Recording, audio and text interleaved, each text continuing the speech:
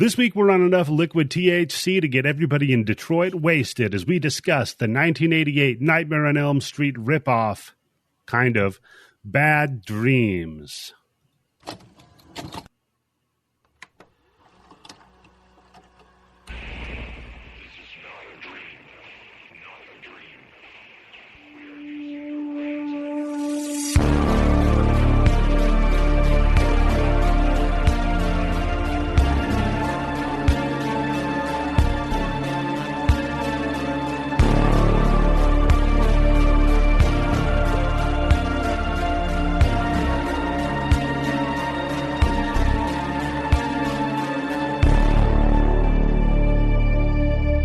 Hello to the Bloody Bits Horror Show. I'm your host, Eddie, the Axe Jefferson, and joining me as always, red-pilled Tim Yobo. How are you doing today, good sir? I'm doing very good. I can't wait to talk about this movie, which I was actually surprised about this movie. I was surprised about a lot of things. I remember seeing this movie on VHS when it came out. Oh, wow. Whoa. Okay, yeah. We'll have to get to that one, Tim, but we are not alone, of course. We are joined once again by the woman luring men into the turbine room. It's Candice. How are you doing today? I'm doing fantastic. Took like a nice 2-hour nap on my husband's legs, rendering him unable to go to the bathroom or drink water.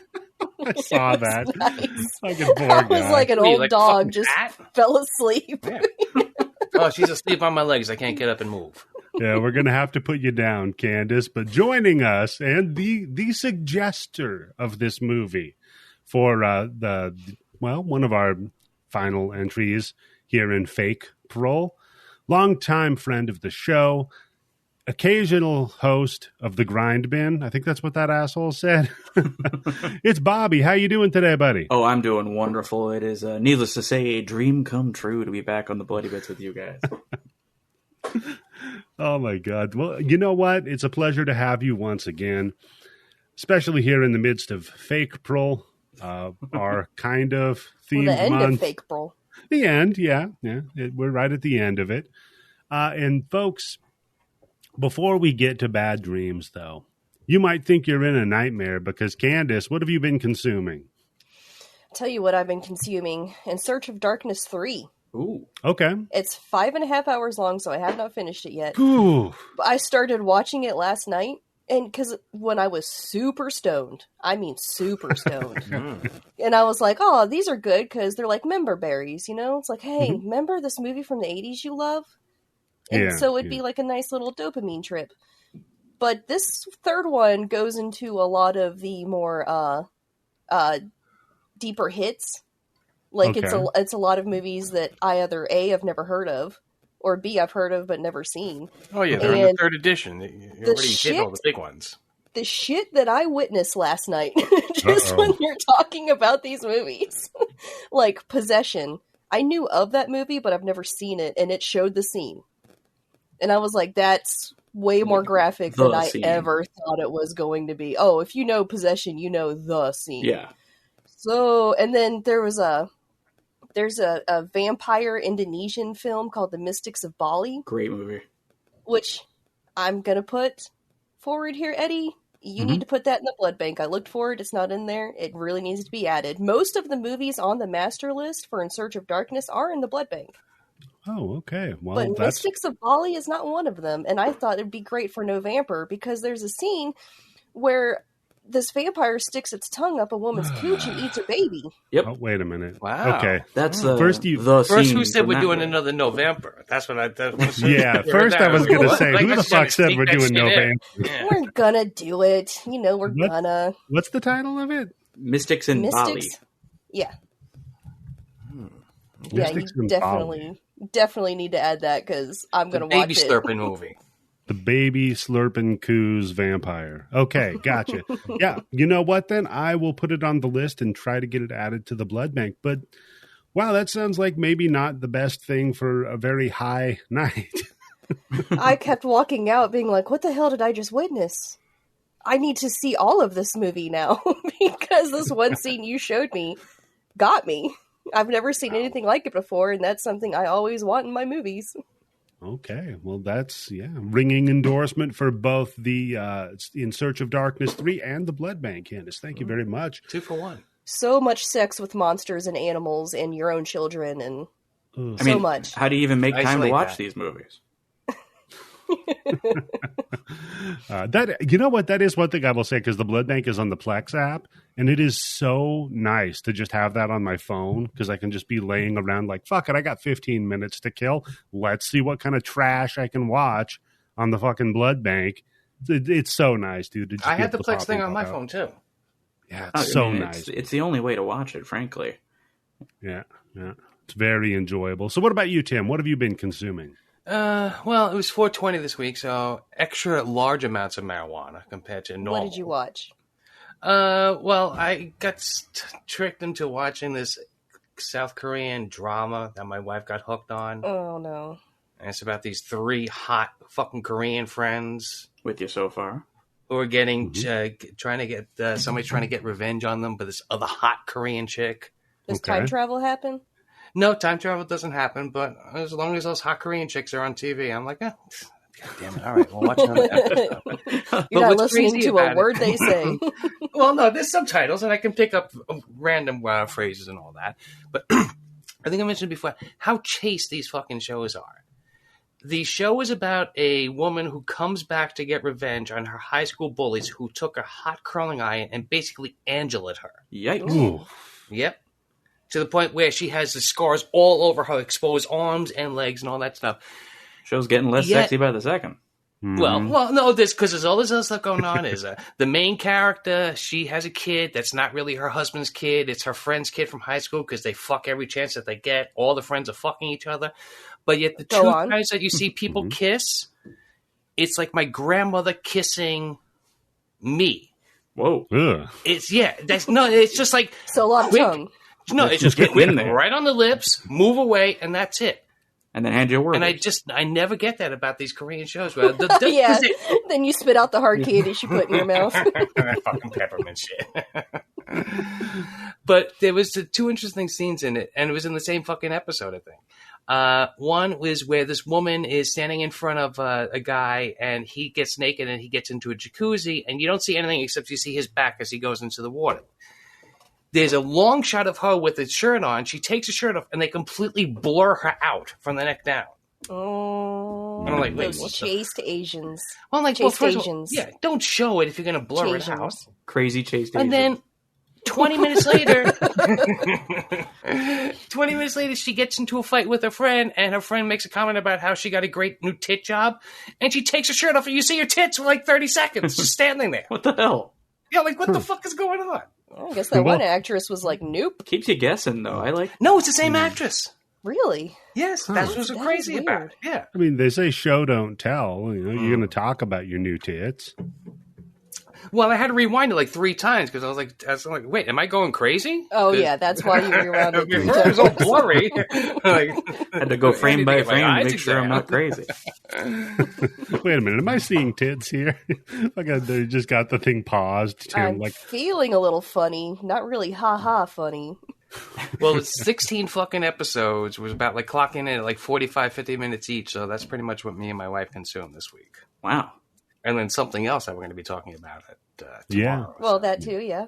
Yep. You want to put a little teaser on here? Yeah, sure thing. I think all of us, and Bobby, you included, dropped that you have consumed Evil Dead Rise. Absolutely. So tomorrow, We all rushed out on opening day. yeah. Hell yeah. I mean, I was there Thursday night, man. So Wow. yeah, Hipster. Well, I saw it before. It was cool. I'm the Yeah. last one who saw it, so it's the freshest for me. So fuck you all. I respect it, That's though, Eddie. because You're you're there old. for the midnight show and you're wearing a costume.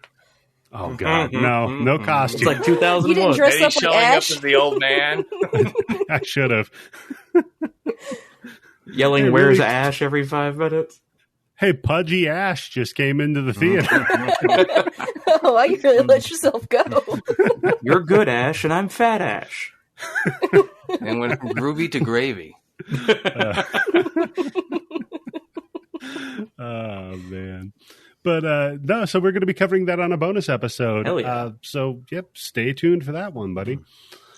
Emergency. So- This might be our first one we've ever done like this, right?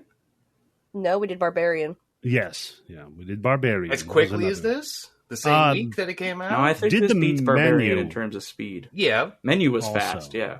Yeah, but that... Hey, I was on that Yeah, that. but it didn't- wasn't all of us. It was you and some other people. So That's true, yeah. that doesn't count. So, Bobby, what about you, my friend? What have you been consuming since last we spoke? Well, aside from that one, I went and saw Malum at the theater. How was that? I love The Last Shift. I thought that was a great movie. Well, you're gonna love Malum then. It's pretty much the same film. Anthony de Blasio, I think that's how you say it. It might just be de Blasio, the person who made The Last Shift 10 years ago, give or take. He's got a little more money now, and he's been making films a little bit longer. He decided to call a mulligan, and I respect it. Yeah, and it's like I said, it's more or less the same movie, which was good to begin with. Just like Evil Dead and Evil Dead 2. Exactly, but improved upon a few things. He has a much better design for the King of Hell. It looks more something Clive Barker did than something Slipknot put together. And so that was a lot of fun. Fun is a relative term, for creeps and weirdos like us. But Last Shift is an underrated film. That's one that more people need to see. certainly, make it a double feature. I bet. That would be good. But aside from that, I've also been watching on Amazon Prime. I've been watching The Power. No, I've been feeling The Power. And You have the power? Hell of a show. It's based on a book that came out, I want to say 2009. It's a very realistic depiction of what would happen if suddenly every young woman and teenage girl in the world began producing electricity from their hands. Oh. And how the world would react to that happening. There's a whole new category on Pornhub. So there's women who are traitors and saying we shouldn't use this power to our advantage because that would disrespect the men in our lives. There are some of those people. Yeah, it's everything you'd expect from a... and seeing how the power... hence calling it The Power. Seeing how the power dynamics between men and women around the world change if suddenly every woman is a stun gun. That's... And that's a hell of a show. The two most notable people in there are Toni Collette is one of the leads, and John Leguizamo. Good show, right there. Okay, John Leguizamo in a serious role. But definitely worth checking out. It's on Amazon Prime. I hopped in, I gave it a shot, and I binged every episode that was available. I was like, this show fucking rules. Like, this is really well done. That's The Check Power. it out. Sounds interesting, man. I might actually use my Prime Video account. Yeah, exactly. I never. You know what? The only time I use Prime Video is if there's just shit I can't find somewhere, renting it, and then I've got this other app that rips the video file. Prime Video is always good. It's good they got a couple good original shows, but it's they also got The Boys. Good library to find movies, so you can go to another app and look or at Riff Right. Tracks. They had the Riff Tracks with no commercials. That's nice. Mm-hmm. Yeah, that's how I got Baby Ghost for the Blood Bank. Classic Baby Ghost. Send it back. So, I might have to check out The Power, though, because I am just finishing... Do they use that song, I Got the Power? From the, Boy, that would really 90s? change the tone if suddenly... I got the It's power. CNC Music Factory. There you go. Yeah. I don't remember who the Just fuck. right at the I just remembered a beginning. bunch of guys with no shirts on banging something with a sledgehammer. Was it a chick? Whoa. I mean, if they know what's best for them. Was it a chick? And then she stuns them and stands up and starts dancing, singing, I got the power. Yeah. Like when Jim Carrey got his god powers for the first time? God. No, I watched Queen's Gambit. Oh. It's about a lady playing chess. What? Why did you watch It's like that? 3 years Science old, fiction. but you finally got around to it, huh? Yeah, my wife has been telling me that we should watch it. I don't know why, but And she laid across your legs so you couldn't move. Yeah. And turned it on. Same way she has to give me my medicine every night before bed. She's got to stroke your throat and make sure you Yeah. swallow it. And then make me lift my tongue up. Use that plunger. She wraps it up in ham. Till done for the cat and then the husband. No, it's cheese, I swear. Oh man. No, so watch that. That's I think I have the last episode. We're not quite done with it. That's a lot of fucking watching. It's like 7 hours. Does she win? A couple times, yeah. Okay. They do a lot of weird choices with her character that I don't know. I was about to say, have you liked it? I mean, it's something to watch. Like, no, it's beautifully shot, and I appreciate the kind of story they're trying to tell. I think there's some. I mean, it's definitely overwritten in some spots, but it's it's one of those prestige series things that Netflix was looking to get into. Yeah, that's why I said it's about 3 years old. Yeah. So sounds boring. Yeah, very. And then I got Dead Island 2, and I was like, fuck watching this bullshit. Oh, let me ask you a question, Eddie. Mm-hmm. Who do you voodoo? Oh, I'll tell you who did I voodoo this time was the throwing weapon lady. Xena? I forget her name. Anne? Oh, no, her name is Anna. Is it a chakram? A chakram? No, you know what? I'll tell you, it's okay, though. The game. Okay, yeah, that's what all the reviewers seem to say. They're like, ringing it's endorsement. Fine. Yeah. And specifically that character, Annie, she's okay. Oh, fuck. You know how hard it is to make art that makes every single person who consumes it go, yeah, it was all right. It seems pretty difficult. Like that's hard these days. Like everyone is so tribal, maybe that's, and they want to be, that's, they want to have an extreme opinion about everything. A hard take either way, and for everyone to just be like, it was good. That's fun. If you like the first one, you'd probably like the second one. Look, I'm not going into it because I think they're going to have like an incredibly deep story like The Last of Us or some sort of an interesting narrative kind of gameplay, or anything like that. It's not going to be like Last Guardian. This is fucking Dead Island. Like you hook a jumper cable up to a katana and fight zombies with it. What the fuck do you expect? That is pretty fun, but I just hope it doesn't get to that point where you start fighting people with guns, like regular people, and they're shooting back at you. That's when the first one got bad. But yeah, Candice, I don't play these games. I fucking hate that. You beat me to it, Bobby. God damn it. But Candice, the zombies are just an interesting backdrop is all. What's really interesting is the politics. No, it's not. It's not a zombie game. Never has it's a been. game with zombies in it. Oh, God. So, yeah, I've been playing that, though. That's fun. Good time. So, speaking of good times here, we go. The shortest what have you been consuming we've ever done. Yeah, I think so, yeah. So good times and bad dreams is what we have here. So, Bobby, I'm going to roll it over to you first, bud. Why suggest this one for being a ripoff or a fake? Well, a couple reasons. When I found out you guys were doing this theme month, I was very excited, and I had a thought about this film that I hadn't thought about in years. Me being the resident Freddy Krueger guy, I was like, wait. There is a Freddy knockoff that has a distinction. It's somewhat of a Freddy knockoff in that it came out the year after Dream Warriors. And as I told you privately, Eddie, the reason I found this one interesting is it's the only one I could think of where you're ripping off a movie, and you had the gall to cast somebody from the movie you're ripping off. I think two people from that movie's in this, aren't they? Two people from the series. I don't think two people from the exact movie you're trying to cast. Oh no, yeah. But I don't know of any other ones that went that far. And no, obviously you're going to get into who's in this movie, but that particular actor, that had to be a weird conversation. Like you have to know what you're getting into here when you read the script. You're like, I literally just did this. I wrapped that movie 6 months ago. Yeah, I still have the nightgown. Right, exactly. Like, well, this is gonna be an easy day at the office, man. I'm ready to go. You hire me because I have the nightgown? I imagine, they wrapped filming and they went, but you stay.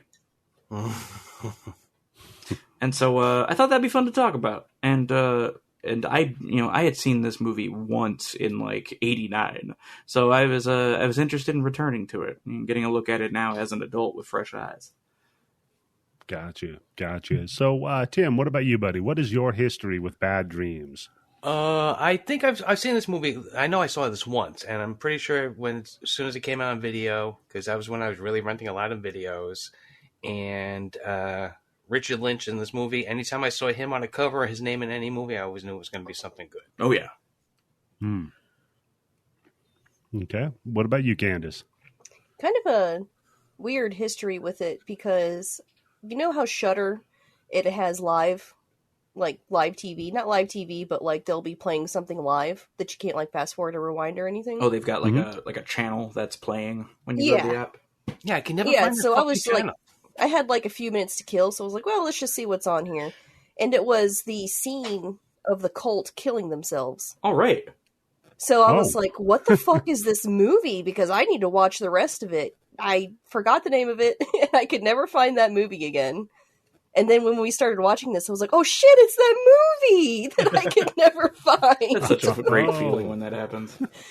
That's like happened multiple times with this show now. It's a great feeling. That's so satisfying. It's just this itch that you've had for like a year, and then all of a sudden, like, I finally got it. That's what that fucking thing is. Yeah, because go on the internet and type cult who set themselves on fire and see how many hits you get. Yeah. Yeah, they just Google, like, okay, location is Missouri, cult on fire. It's another Waco person. Okay, yeah, Waco, yeah. My neighbor. Oh, man. So, yeah, I've never seen this one before. Oh, cool. I've seen the cover of it a bunch when I was renting other movies. I don't know why I passed by this one. It just kind of... You were doing that Pee Wee Herman and the Snakes thing. Yeah. You kept walking by and going, I next to it. I thought for sure that if Bobby was going to pick a Friday 13th, Nightmare on Elm Street ripoff, it was going to be, what was it, the Indian one? Or was it the Mexican one? Mahakal the Monster or Trampa Infernal? I think Mahakal the Monster was the one I'm thinking of. Well, shit, now that you say that, you want to start over? Yeah, okay, hold on. Okay, well, we'll be back.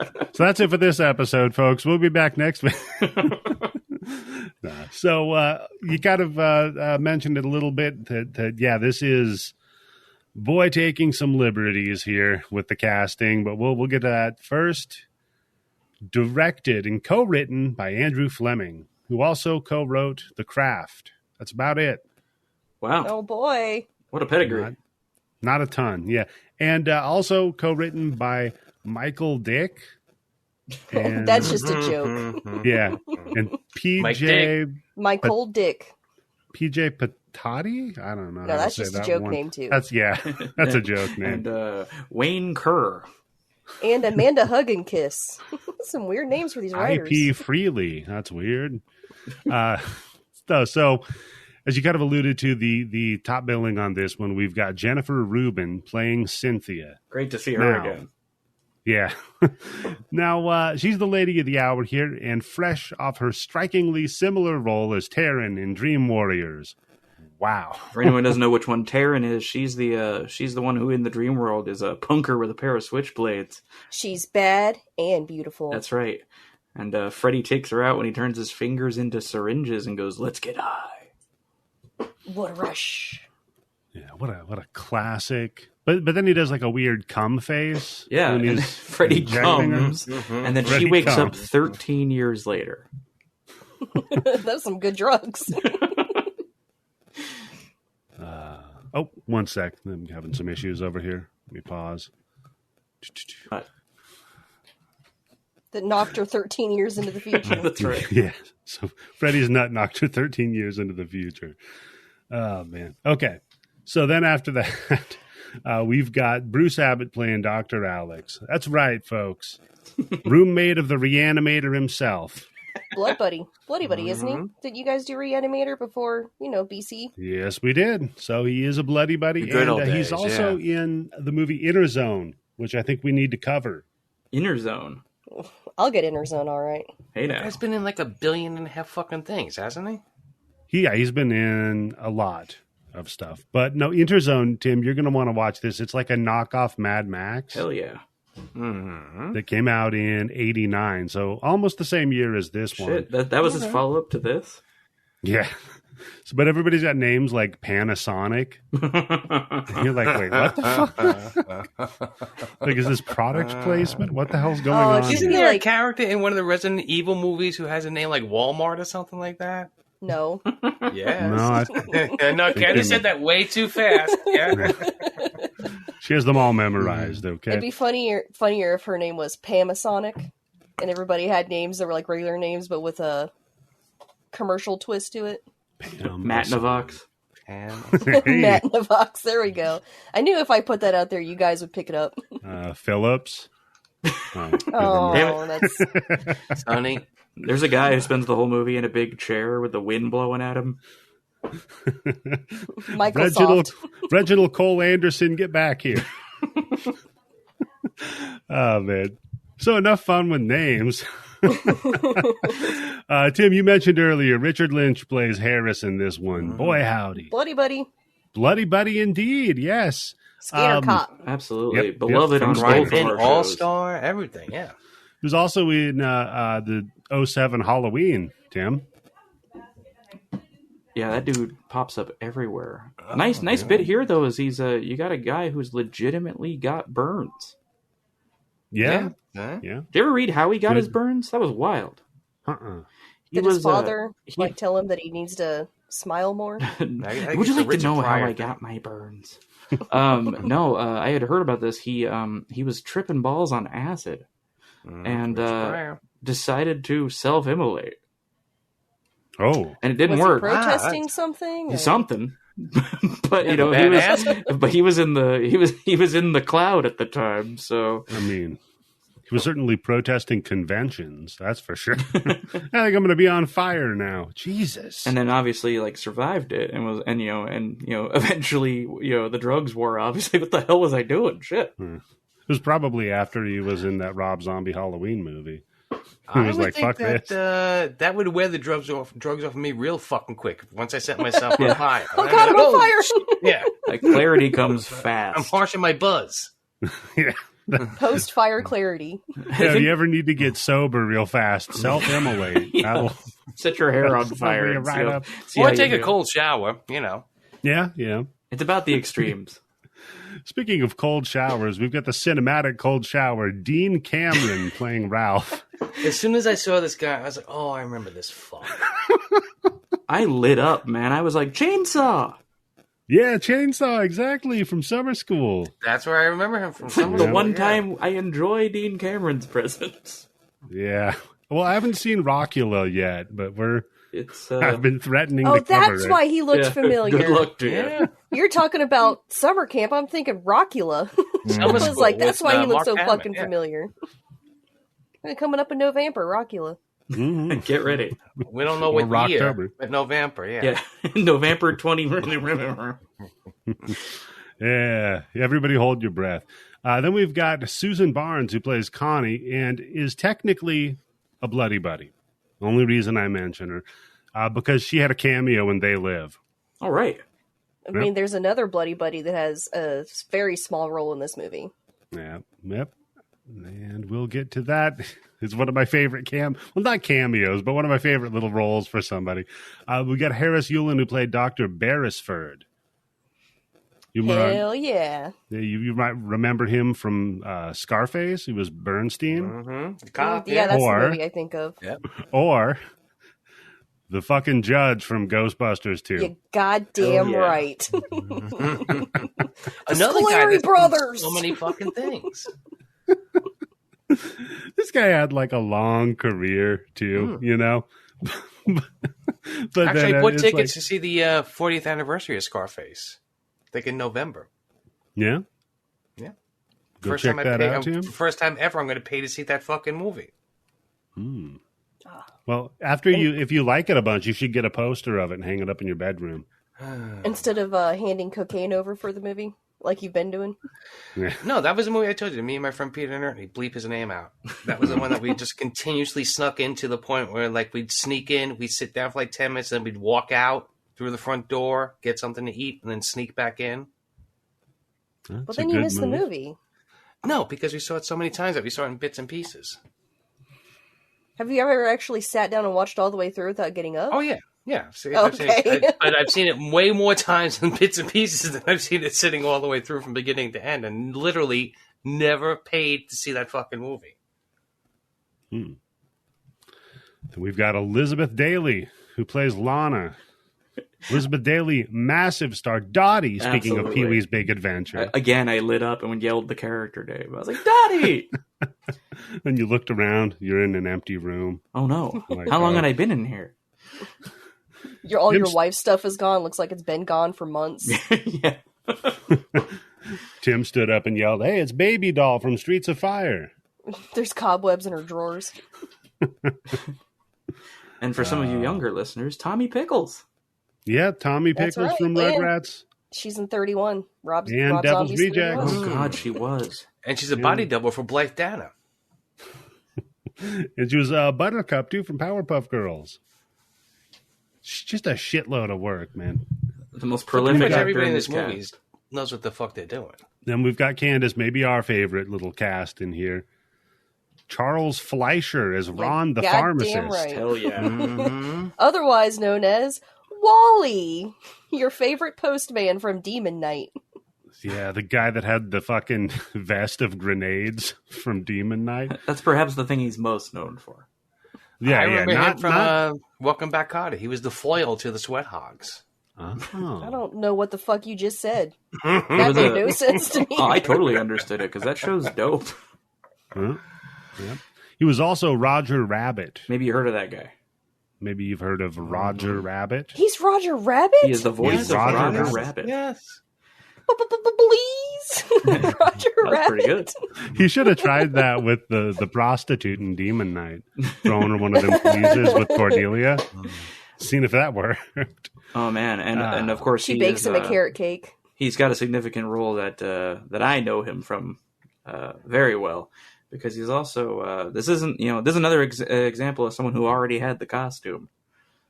Because he kept the lab coat from before, because only a few years earlier he was the doctor who treats Nancy in Nightmare on Elm Street. The Dream Doctor, yeah. Dr. Oh, fuck King. yeah, that's right. Yeah, the one that says you have to sleep, because if you don't, your brain, it goes. Mm-hmm. And when she first pulls his hat out of the dream world, he's the one she's showing it to.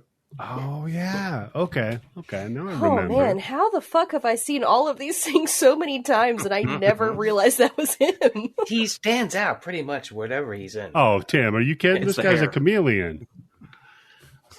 He could play any role. I mean, he was Roger Rabbit, Tim. Did you see him on Broadway as Nixon? It was incredible.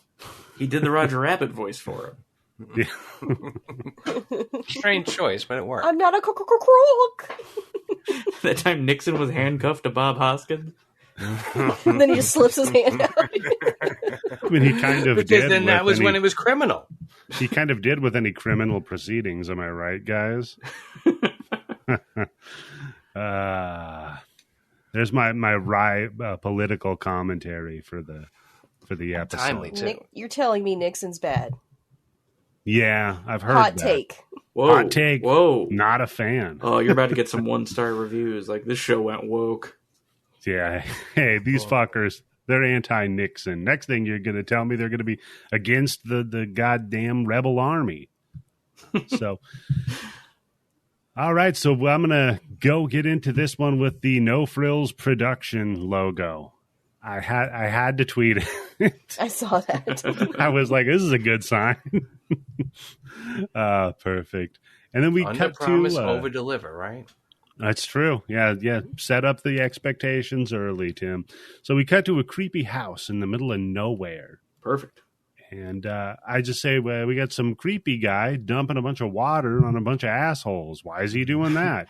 He's doing it with a soup ladle, and I was like, oh, it's another one of these soup cults. Am I the Yeah. only person that thought that it looked like Norman Bates' place? the house? Universal Studios tram maybe. went by in the foreground. In the trivia for the movie, they say it looked like the house in Amityville 4. Or no, House 4. Oh. I was about to say, like, no. Easily mix those theories up. Yeah. And I'm like, who could care? So But I love that one of the first lines of this movie is a dude stands up and goes, "We don't have to do this if we don't want to, right?" It's like, oh, we're in for it. yeah, setting us up, man. And then, the whole fucking building just goes up like they were all playing Stompy Canny or some shit. See, It's and great fire I effects for the year, right? absolutely, and I appreciate this because this is back in the day when, like, you need a house to blow up in a movie, you blow up a fucking house. Yeah. Oh yeah, it looks great. I was like, we're not doing fantastic. miniature work. We're not doing CGI. We're just packing an old house full of fucking explosives. It goes and up letting so go. quick too. It's like their curtains are made out of petroleum foam. Yeah. Whoever rigged that place Like up the to blow did ATF a went in there, yeah, on the great 51st fucking day. job. Maybe they contracted Janet Reno to supervise it. What is this That's a demographic Waco. you're going for? There's a bunch of like 50-year-old dudes doing fist pumps listening to this episode. Hell yeah. He brought up Waco again. No, I heard Candice is, your brother's on Twitter? Maybe he's listening. He's younger. He's significantly younger than me. Yeah, he's from the right He's area, 7. though, if you know what I mean. Yeah, he's a 7-year-old on Twitter that I talk to sometimes. No, you shouldn't. Don't do that. Wait a I minute, should Eddie. talk to him. That's a Eddie, good we need to point. talk to you That's about what that. Instagram's for. So then a bunch of cops and firefighters show up to ruin the good time of the poor building just burning down. Reporters sort are of, on the because like scene. one of the firefighters is just sort of spraying like one side of the building that isn't Yeah. burning. I'm like, you might want to Yeah, get to look the at other that. side. So it Well, you doesn't can't, catch. yeah. He's The rest like, of the well, building's fucked. This wall's still good. he's just like, look, you want a good even burn on this building. This side's going up a little too fast. It's like when the joint banana boats and you got to lick it. Yeah. Yeah. He's putting the old double boil on it.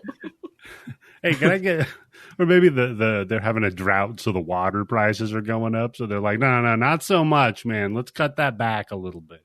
Let's let this one go. So they drag out 24 bodies. They're like, oh, it looks like a gas main. It looks like a gas main blew in here, but there was one survivor. They drag her out, rush her to the hospital. And they put her, like strap her down to keep her on the the Stretcher. Gurney. the gurney. Yes, god damn it. I cannot fucking think of that word. They strap her into the gurney, but they like just lightly strap her neck. They like strap her neck down, but it's very lightly done. I'm like, I don't think that's safe. I don't think you should do that with someone who could possibly have an injury. Well, you don't want her to move her head just in case. Let's just You put the asphyxiate her. strap over her head instead of around her neck, right? Yeah, maybe they're not. Maybe they're. You know what? They're. Oh, what's that? Yeah, I'm here. Well, we're just waiting for you to continue. Oh no! I was saying maybe they're fucking trained by the same people that. Wait a second. Am I in a time loop? What the fuck? No, he's fucking with me, Tim. No. I was just saying. I think the firefighters were trained by the same people as the fucking ambulance drivers. They're volunteers, man. This Yeah, this fair. fucking town can't afford to have fucking on-staff firemen and ambulance drivers. Right? Yeah. Here, put on an outfit. We need more help. Yes. And I just say this is a. Oh, I just thought of Naked Gun. No, they do have quite the soundtrack in this movie, though. By the way, They do. Everybody's on Holy fire. shit. They just freeze if the fire keeps moving. I know it is. I've just never seen Police Squad, so Naked Gun's my only frame of reference for that. You've never seen Police Squad? No, I'm not 50, Tim. ooh, Wow. Okay. Fuck you, Candice. Wait until you hit 50 and your kid says something to you about that. Yeah, Grandma. They've already fucking started saying, "Oh, haven't you heard this song? It's great. Everybody knows it." I'm like, "No, I've never heard the stupid fucking song." And they're like, "But it's so popular. Literally everyone knows this song." Oh. I'm like, "No, I haven't heard it, and it's stupid." hey, not only that, but fuck you. How about that? Get out of Now I'm my gonna go house. listen to Slipknot. Yeah, they're not fans of Cradle of Filth. Yeah, you're gonna big time me in this fucking house? You get out of here. No, it's got a great goddamn soundtrack to it, though, including the pick for the last song. No, I can't believe the music that's in this fucking Yes, movie. and I love it. Like, Can we buy this? especially- Hold on. I'm sorry, Candice. Can you buy this movie on Blu-ray, or is it one of those movies that got tied up because there's got to be fucking music rights out the ass for this goddamn thing? That's what I was Yeah. thinking. I don't know. Oh, okay. They replaced all the music in it, though. I was wondering, royalty free. Because a lot of shows have to do that shit. I think some Miami Vice have different songs. Baywatch has all the music ripped out of it. All right, so after some technical difficulty, we're back, folks. Sorry about that. We're doing what we can here, though. Living in California, which notoriously bad internet. Notoriously bad internet. Yeah. It's not like Silicon Valley's in this fucking state. They don't know shit about computers over here. Nope, not at all. But that's we're giving it a goes woke. You're like granola people. Yeah, you refuse all technology. No, that's right. Yeah, we're all like Joshua Tree, like shit falling out of our hair people. For sure. That's true. Yep. So I'm drowning in kombucha.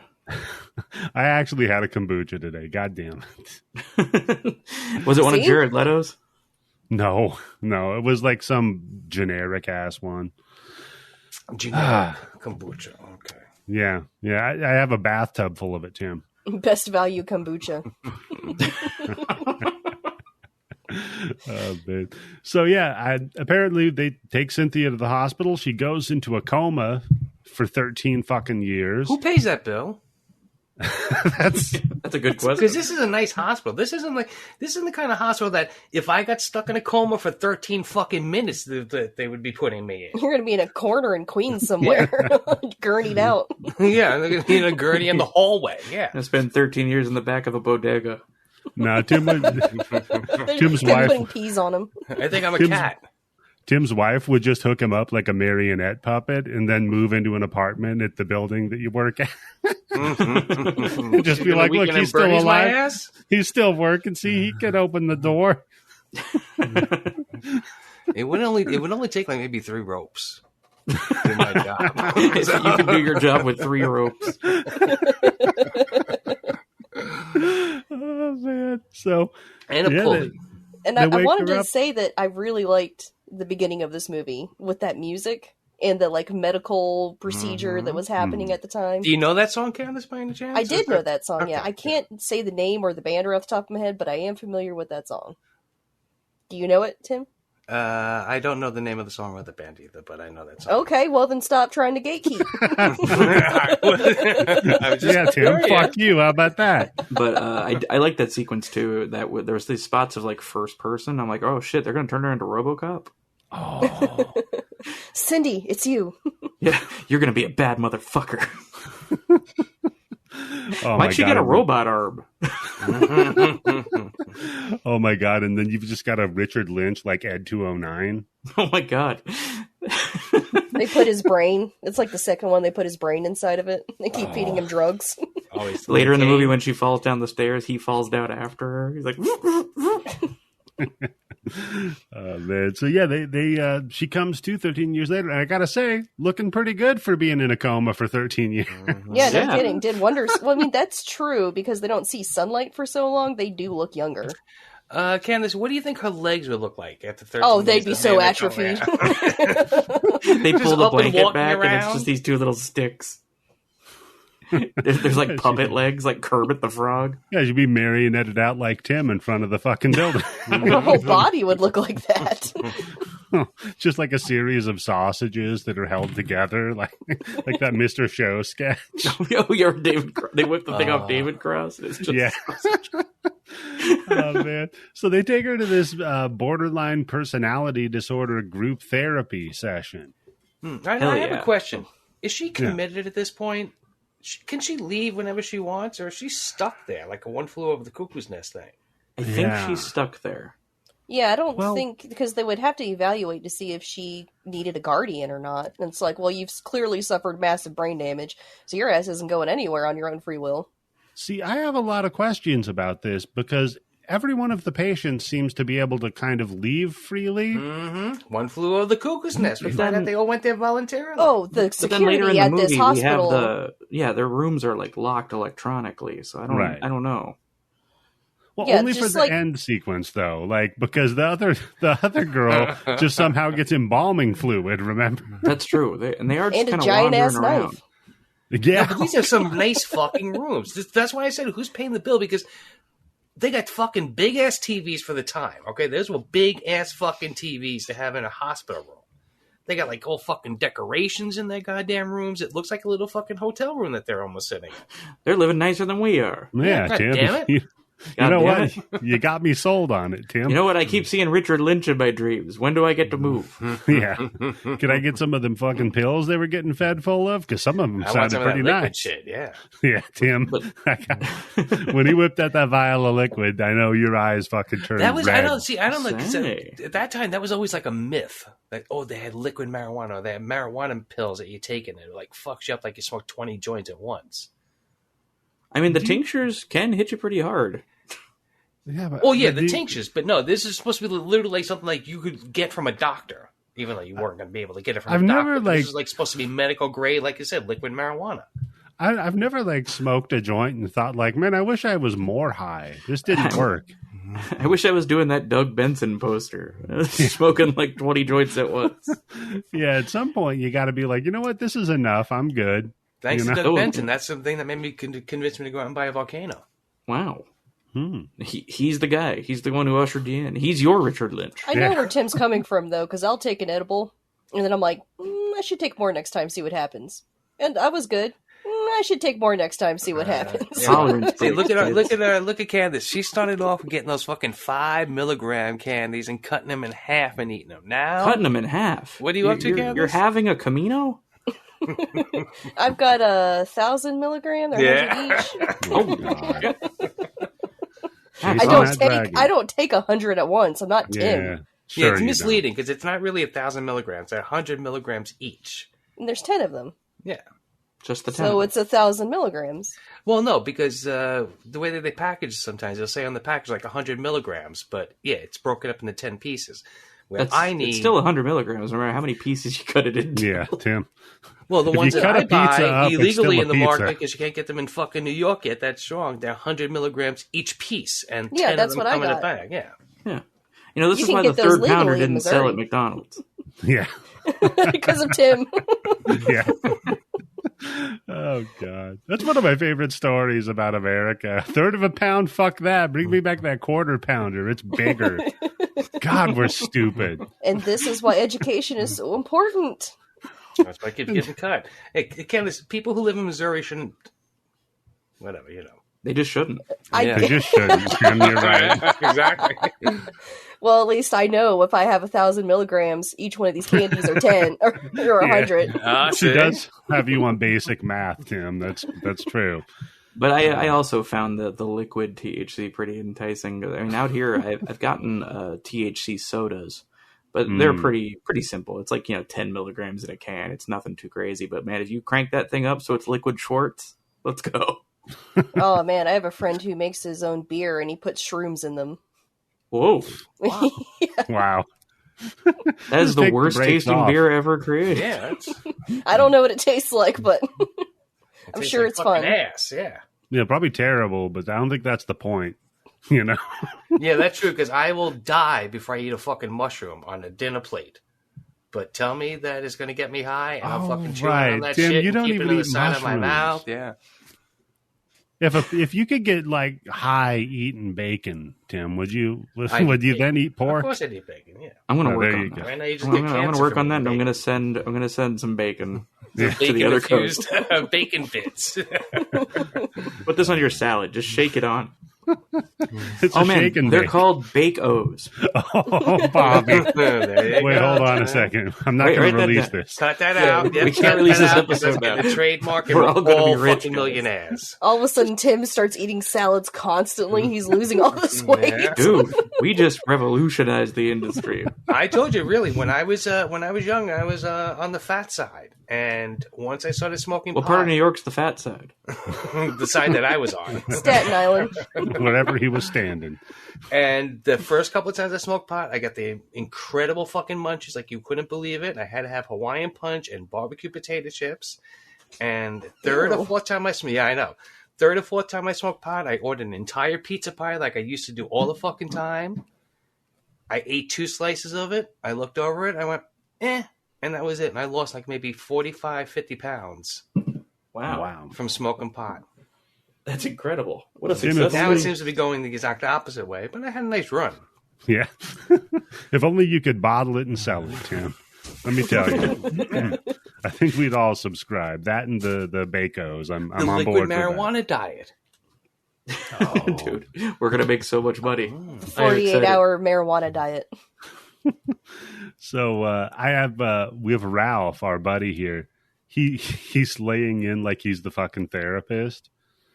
And, then of course our true Dr. Alex comes in. He's like, all right, Ralph. Not before Ralph says some things that are not very tasteful. Yeah. About our girl here. Yeah. He says a few uncouth things, and then the doctor comes in. He's like, I was just about to have a breakthrough. Yeah. In my pants. So then the doctor's like, hey, get the fuck out of here, Ralph. So but first he tells her about how when he gets it all gets too much for him to handle, he cuts a little hole out of himself for it to escape from. He's a cutter. One of those guys. He's more of a poker. Yeah, he's like a puncturer. Yeah. That's an interesting type, man. He's just sitting there with a pin, just pricking himself. He's a pricker. He's a little prick. Yeah. So then, okay. Well, how's the other lady in here psychic? Oh, the real religious one? Yeah, the one who looks like the nerdy girl from Nightmare 4. That's what I was thinking the whole time. Yeah. You know what I liked about this? What I loved about her character? Is she psychic, or is she just some religious nut just spouting shit off from the Bible like he was? And it all can work, and it all can fit into however scenario you want, right? Yeah, because what she says is stuff that would be out of the Bible. Yeah. Pretty much. But then and it's all left really ambiguous, but there's a scene later in the movie that makes you go, wait a minute. Yeah, exactly. That was the point where I was like, that time she wised up. She is psychic, yeah. Yeah, maybe she was psychic the whole time, but because she's in a loony bin, no one just believes her. That's why she's there, yeah. It's the Cassandra complex. It makes sense. Yeah. And it could be. Oh, and then the doctor's drugging her to keep her suppressed. That's what I'd do. I'd be afraid as hell of that shit. But keeping with the Nightmare 3, as you could tell, these are the reasonably priced store-brand Dream Warriors. They just took the Warriors out of them. Basically. But we did keep some stuff. Like, you got the lady who's chain-smoking. Mm-hmm. Mm-hmm. Oh, and from then, L.A. Law. And then E.G. Daily is our Joey, apparently, because they say she hasn't spoken a word in 3 years until she suddenly goes, bullshit! Yeah, she just starts talking. I'm like, well, that was... I mean, if there was supposed to be some build-up with that. And then, so they're like, what? She's all talking about, like, so what are things like? Remember, I was in a coma for 13 years? So they make some jokes about, oh, yeah, you must be stuck in the 70s, like Cleveland. I'm like, wow, Cleveland just getting some shrapnel here. It's like all the Grindbin listeners. Well deserved. Yeah. And we get some stuck line in the like, 70s. If you want to be part of the 80s, you need 2 divorces and a condominium and a yeast infection. Oh, God. Excuse me? It's so 80s, man. Man, Yeah. 80s is so famous for their yeast infections. Yeah. That was the decade for it, I tell you. Yeast infections have never been the same since the 80s. Yeah. I loved when VH1 was doing I Heart the 80s. They did that whole segment about yeast infections. I heard my yeast infection. I caught a rerun of that and plop out videos. It's like, ugh, that's tasteless. What are you doing here? So yeah, they're pumping her for like, hey, what was it like being in that weird hippie commune where everybody fucking killed themselves? And she's like, oh, it was pretty chill, actually. There's a lot of hippie vibes about it, and then everybody, we were all just about giving up the notion of the self for the idea of like a community of love or whatever commie fucking bullshit. I was just gonna say fucking Bernie Sanders commie bullshit talking. Bunch of fucking Bernie bros. This is the world they want.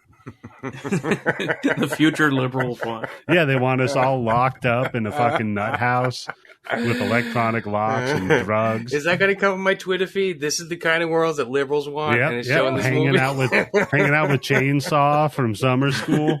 Oh man, one of the crazies in this is great. Michael J. Fox from Family Ties. Will it be state funded? Yeah.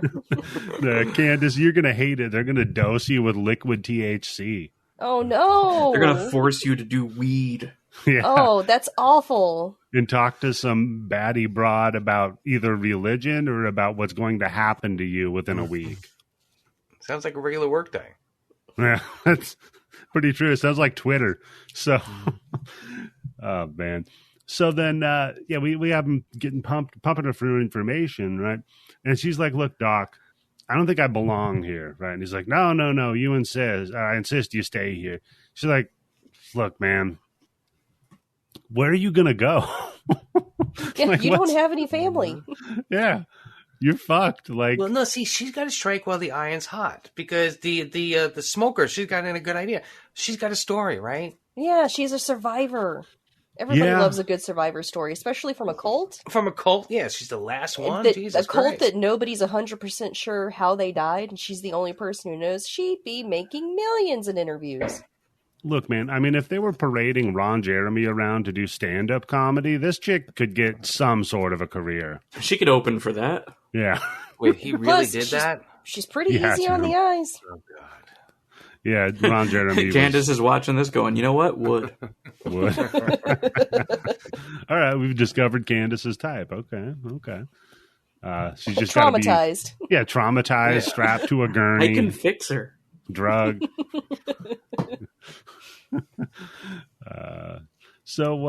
No, the doctor's like, no, it's totally chill. Don't worry, man. You'll be good here. Let's go get in the epilepsy elevator real quick. Yeah, what the hell? This is like that zoetrope from the House on a Haunted Hill. It is. What the fuck? What are we doing? Just the intro to House on Haunted Hill. They're like, no, we really wanted to see, exactly how paranoid you are. So we're simulating in death. a mental institution. They got flashing bright lights in the elevator. That's always calming. This is a nice upscale fucking hospital. That shit would be fixed lickety split. Yeah. It's not like it's the apartment complex in Evil Dead Rise, man. I get that elevator being fucked. Well, like Evil Dead Right. High Rise. So, she's in there. She turns around, sees fucking Harris, the cult leader, Richard Lynch, just like, further than Freddy would go with being burnt faced. Yeah. Freddy's a little more tasteful. This is fresh with his Freddy. burnt This face. is 2 hours after the fire, right? They dunked him in a vat of jelly and then rolled him in some ground beef, man. He's looking rough. Yo, that shit that's hanging off his fucking ear is freaky. That I little know. extra fucking thing. It's like I couldn't stop looking at it. I was like, God, They did a hell of a take job that on shit this. off. It looked good, man. He looked like parts of him were going to drip off. Do we know who did the makeup effects in this? You know what? I did That's not not building see to like that. a reveal. I don't actually know. I was asking. No, I sincerely. didn't see You're the that. guest, But Bob. You're not supposed to do the work. Come on. Yeah, man. that's how I What looked is at this. I was like, fuck it, dude. I'm on vacation. what do we got here? I got costume designed by Deborah Everton. Makeup department. Here we go. Special effects. You got a Michelle Burke. Michelle Burke. Special makeup design creator Michelle Burke. Hats off. Because it's kind of like Hellraiser-ish. Oh shit! She worked on The Cell. Oh, hell yeah. Oh, fuck. great Okay. That fucking explains a lot. movie. Yeah. The Oh. Cell. Fantastic visuals in that movie, man. Wait, there's sound to that movie? Huh? Huh? No, The Cell. The movie The Yeah, Cell. I know. I didn't know there's a sound in that movie. I just We're usually not watch talking it about with the sounds. sound turned off. Nobody's talking about sound, Tim. I'm talking about the makeup. Yeah. So she's the one who put hair horns on Vincent D'Onofrio. And There, the Tim? horse. Oh god, yeah, the horse that gets all fucking chopped. Jesus, yeah. Okay, so yeah, good pedigree here then. She turns around, sees fucking Meltface, dude. Just like, what the fuck in haunted elevator that they got going down here, man. So she freaks out, stumbles out, like screaming, of course, turns around. Of course, there's nobody there. One of those classic gags, right? So Classic. Dr. Alex is sympathetic. He's like, all right, clearly what we need is a pillow yelling session. Oh. You mean moaning and biting pillows? What my husband does every night? Hey now. Wow, It's just because you've been laying on him for 3 hours. He's like, He's trying to build up the courage to gnaw off his own legs, like he's in a bear trap. So he's grabbing the cushions, going. Getting psyched. It's just so you can't hear the crying, Candice. Got your ass. It's all that. No, the chain smoking lady's participating in this, and I'm like, that just fucked up the cushion, man. You got to watch that shit. Oh God, yeah. That's she's got a lit cigarette, and she's like screaming into a pillow with it. Like that shit turned brown. This was like a fucking institution place, though, in the 80s. I think everybody was smoking in every room. No, because again, I think cigarettes were free in the 80s. Yeah. Even then, it's an unusual thing to see somebody fucking chain smoke like that in a fucking hospital. It's a hospital. Yeah. Doctors and nurses go outside to smoke their cigarettes. They don't do it inside the fucking hospital, even then in the 80s and 90s. Yeah, that is true, Tim. Maybe it's a fake hospital run by secret members of the cult. Wait a minute, Tim. These are some big accusations here. Yeah, it's almost like maybe we shouldn't trust some of the people working there. Yeah. Oh, then they would have just fucking killed her. Oh, wait, there's no such thing. You don't. Yeah, no, they would have just locked her in a room until she starved to death. That was you got to be immediately suspicious of a Scientology mental hospital. Yeah. I thought that was your whole thing, guys. Yeah. Your whole thing is we have to remove the alien soul pieces from our body, so I don't know how much I'm going to trust open up the yellow pages and check out AAA Psychiatric Hospital. Yeah. Just Tim, first of all, yellow pages. Quaint. Quaint, but I will tell you this. Well, come on. The AAA Bloody Buddies at home, I'm a mailman. Mm-hmm. And I delivered yellow pages like 2 weeks ago. Oh, wow. See? I walked into work and there was a stack of yellow pages. Right? I'm like, the fuck is this? And yeah, it's all blue hairs. I just wrote deceased on all of them and tossed them out. Oh, Bobby, I was just going to say, they're going to tell you to come back in 2 weeks and find out which ones are dead because the fucking yellow pages are still outside their door. It's a good move, Tim. That's a good move. It's like a reverse census. How many years are we away from the yellow pages get delivered and it's just like a fucking cardboard sheet with a QR code on it? Like those shitty fucking restaurants that don't have menus? Fuck you. Shit. That's gonna happen. I can't imagine why the fuck would anybody even still advertise? Because that shit was expensive. Because I remember when I worked in a pet food store, they'd call us up and it'd be like fucking like $4,000, $5,000 to get in the fucking yellow pages. God damn, was it getting a Super Bowl commercial? Well, look, it was probably like a couple $100 if you want just a fucking line, but if you want like anything that anyone was going to look at, nice 2-page spread. Yeah. In the yellow pages. got a centerfold in it. You got that Burt Reynolds laying on the rug. Eat some pet food. I mean, look, if you want to get your pipes cleaned, there's no better way to advertise it. I can fix it. Oh, man. So, yeah, they have this fucking pillow screaming therapy session about anger and getting out some anger. And this is when Lana starts complaining about all the geese that had to get killed to make the pillows. Oh, this was someone else was like, these are polyester. Yeah, these aren't even made with feathers. Somebody makes a joke about because somebody was like, her first husband, second husband, what's the difference? And the crazy bald guy goes about 4 inches. Yeah. Yeah, we got a real fucking yobo in this house. I thought first time I saw when I saw those old people, I thought like, wait, married people can be in the same mental hospital? I thought they were married too. Yeah, because he kept pawing at her, and she's like, "I told you not to touch me in public." Oh yeah, no, that's just their kink, dude. They got. We'll get to that. Those crazy people are fucking all over that goddamn hospital. Yeah. That could be their kink. They're just rich, and they just want to see what's fucking a mental hospital. So they're just doing like sex tourism in a mental hospital, Tim? Is that what you're accusing them of? Getting in trouble for being caught is part of it. So it makes it so hot. They're walking around with alcohol. They're able to get into fucking parts of the hospital that nobody should be able to get into, right?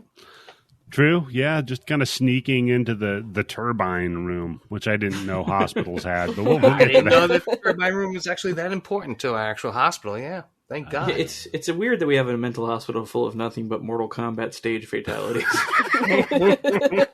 That's one of my notes. I was like, just like Nightmare on Elm Street 3, this is the worst security I have ever seen in a hospital. Oh man, it's just Lawrence Fishburne and that molded dude with the drugs. Oh God. So then Cynthia, our heroes, has a flashback to the day of the fire, right? You got the idiot cult leader dumping gas everywhere and splashing everyone with it and lights them all on fire. Face. And this was the scene that I saw on Shudder. Oh, this was my only prior experience with this movie was this scene. And the way that they're piping in the sounds of like children crying in the background. You hear babies. You never see the babies, but you hear them. Yeah, that's like cameo by Baby Ghost. Oh, yep. That's how it got made. Yeah, if you ever listen to the Jonestown tapes, you know, I'm good. That's how I like if I can't sleep. I like to put the Jonestown tapes on. Yeah. It's very soothing. My wife can tell me put the headphones on while I listen to it. You know, you like to correct people that it was Flavor Aid and not Kool-Aid. You're one of those guys. It is a good point. My favorite song, Me and Jimmy Jones. No, I'm sorry. I meant Jimmy John's. I was talking about Jimmy John's training. The sausages. Hey, that's what I'm having for dinner after we record. Yeah. Oh man, it must be high. There's got to be some like fucking shit ass T-shirt company online selling a Jimmy John's logo T-shirt that says Jimmy Jones on it. Yeah, free Kool-Aid with every sandwich. No, it's supposed to be Flavor Aid. See, that's killing with Candice too. That's the bad thing. Is she's loving it. Candice I know because I'm like, I have listened to it. Yes, like Candice is like, what small town mall kiosk can I get that at? Yep. I've done a lot of research on Jonestown. It's one of my favorites. Oh yeah, it's a favorite, Candice. I love someone describing Jonestown as one of my favorites. I've watched so many documentaries, read so many articles, listened to so many podcasts. So many sympathetic folks. If you watch the movie Cut and Run, Richard Lynch was there. So, we listened to all that shit of the children dying, and that's the trailer Candice heard, and she's like, I gotta see this movie. I'm in. That worked Candice into a lather. Frothing. That's how you always get points with me when you kill kids in movies. I'm sorry. Fair. Yeah. I prefer it in frame, but it's always bonus points. Sometimes it's what you don't see that's the scariest, right? True. Yeah. It's the implied infant death. That's the scariest. The implied infanticide. Yeah.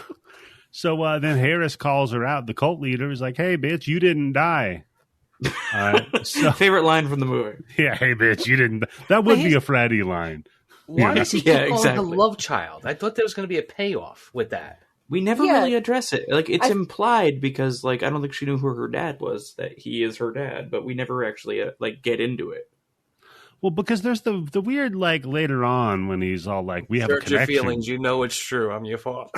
That very famous line from Bad Dreams. Yeah. Hey, why not? In for a penny, in for a pound, right? When she gets her hand cut off. Get you. George Lucas is going to get you. Yeah, when she gets her hand cut off, though, it's kind of a bummer. No, he's like, look, you didn't die. Now you're making us all wait. So you need to die. We're edging here for the past 13 years. We've been ghost edging. Man, he's going to bust like Freddy Krueger. And I was going to say with the whole love child thing, I thought maybe that was just like a term that hippies used. Because, they were like a hippie cult. Yeah, but I don't think they refer to themselves as love child. I think that's like what old people call them, right? I have no idea. He was pretty old. So you never know, Tim. Oh, man. So then, she just wakes up screaming. And she's telling the staff and Detective Wasserman, what happened. By the way, Detective Wasserman was fantastic in this. Oh, I love it. Man, he wanted to kill her so bad. He looked so familiar to me. Wasserman? Yeah. He was... What was he in? God damn it. Cy Richardson, he was in...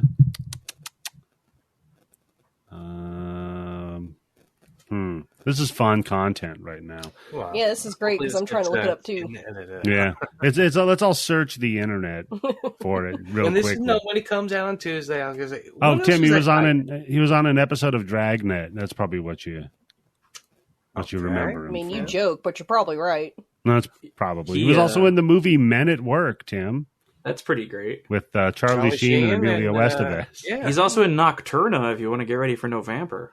Oh. The Devil's, Dracula's granddaughter. No, we don't.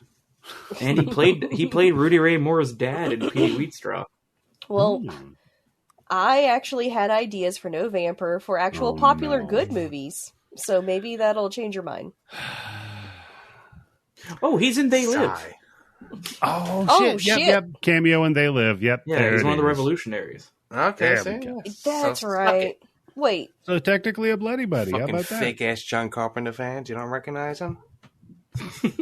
He's also in Not without the glasses, Tim. Hey, Tim, what's the name of that song that plays every time she goes back in time to see her cold house? I want to say Time, but I know it's Pink Floyd has got that down, so I'm going to say Time. Tick, tick, tick. Oh, no, wait, that's the cowbell. Steve Miller Band, sorry. Yeah, it was Time by Pink Floyd and the Steve Miller Band. No, Time is Pink Floyd and Steve Miller Band's got Time Slipping into the Future. It's this one's just got Time and then the cowbell, yeah. No, it's Time Is on My Side from That's the wrong Fallen. song. So Fred Astaire. Yeah. No, so this was Time Has Come Today by the Chamber Brothers, Tim. The Flying Chamber Brothers. Mm-hmm. So, she wakes up screaming. She tells Wasserman about what happened. She's like, look, man, I got scared. I ran from the fire. And then a big wind picked me up. And then I woke up here. I was hoping they were going to pay off what the big wind was. I thought it was just the explosion that happened. Yeah, because that's she just got blown forward. It's what it feels like a force dirt hitting lands on her. Wait, Candice, you've been in an explosion that projected you? No, I've just watched videos on what it does to the human body. What the fuck are you watching, baby?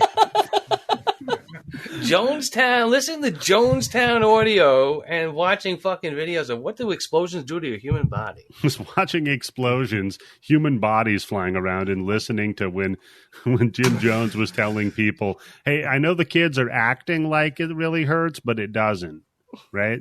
They're just testing your faith. Yeah, that's Candice's fucking Friday night right there. Jesus Christ. Well, I did not stop watching In Search of Darkness 3.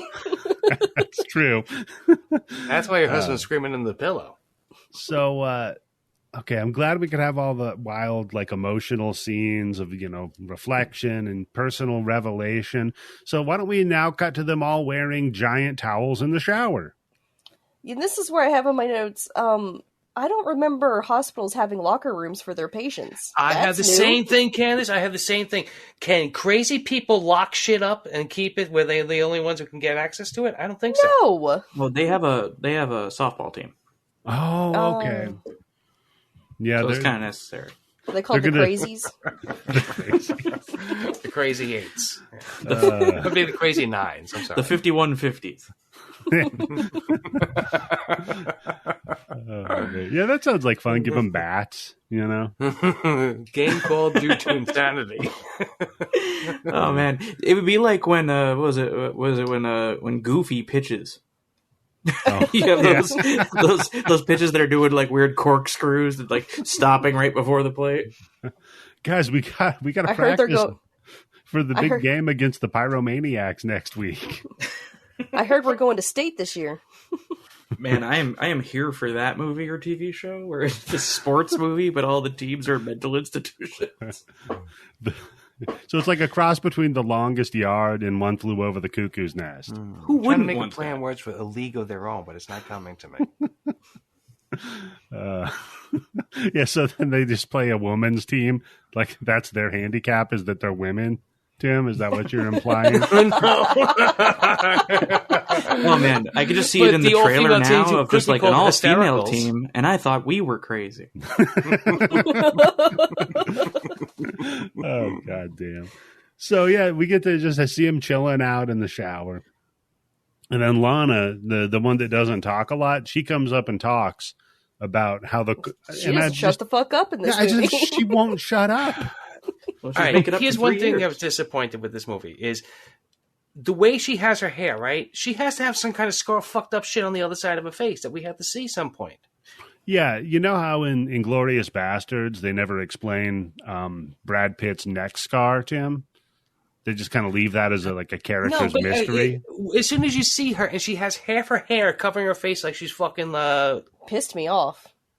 Well, I was expecting that was going to happen. Is some part was going to be like why she was in the mental hospital? Oh, because she cut up half her face or half her face is burned and shit like that. And that's why she's covering it up with her hair. Because it's an unusual fucking haircut even for an insane person. Or Tim... Maybe she's a big Flock of Seagulls fan. I was thinking she could be a reverse Flock of Seagulls one. Yeah, instead of going up, she's bringing it all the way down. Well, I thought it was just an 80s haircut. No, Candice, that's not an 80s. That's a fucking... I can't think of the old actress. Well, her hair's like the chick from Friday the 13th Part 5. Rita Hayworth, I think. Hey, don't question Tim on hairdos from the 80s. That's right, Candice. This is his area of expertise. I'm just saying, if I've seen 2 movies with that exact same haircut, it's probably a thing from the 80s. You're the expert on infanticide. He's the expert on women's haircut in the 80s. It's true. And 70s boobs. I like the thought, though, that E.G. Daily moves her hair out of the way and there's just like an embedded Pee Wee Herman's face. Ooh, she's got like a malignant. Yeah, there's a malignant, but it's Pee Wee Herman. No, she's got half Tommy Pickles' face. Oh my God, that's terrifying. Or what was the bully character from Pee Wee's Playhouse? Francis. Oh, from the movie, not...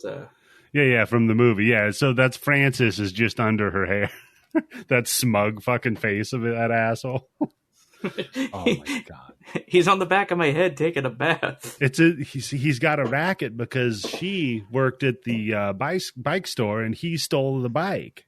Man, this is all coming together. This goes all the way to the top. Perfect sense, folks. Pee-wee's Big Adventure Secret Malignant movie. We need more secret malignant movies. We need characters just turning around and revealing the face on the back of their head. That's true. That's an underused thing. I would, yeah, I'm all for it. So, yeah, she starts talking about like, look, man, that cult sounded like the bee's knees, man. It sounded like a good idea. So she's like, hey, I'll be your friend if you want. You could probably use a friend. She said, fuck you.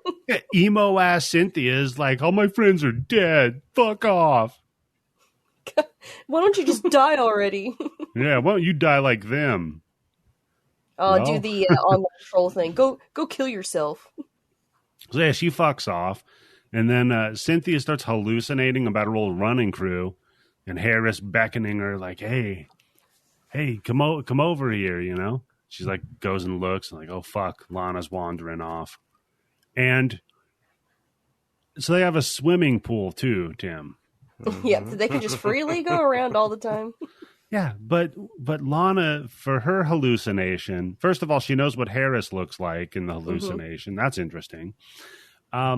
And then she just sees this weird pond for a baptism. And she's like, that's probably normal that I'm hallucinating this. I'll just jump in the pond. But it seems like Cynthia is also hallucinating the same thing. So yeah, I thought there was going to be like a psychic connection. Yeah.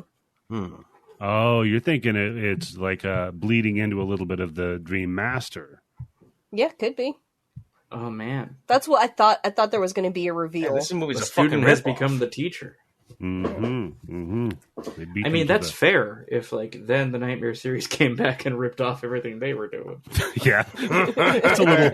Yeah, fuck you. We can get Richard Lynch. It's a little turnabout is fair play for them. Guess who Freddy's father is? Oh, God. We're taking that idea and the nerdy black girl.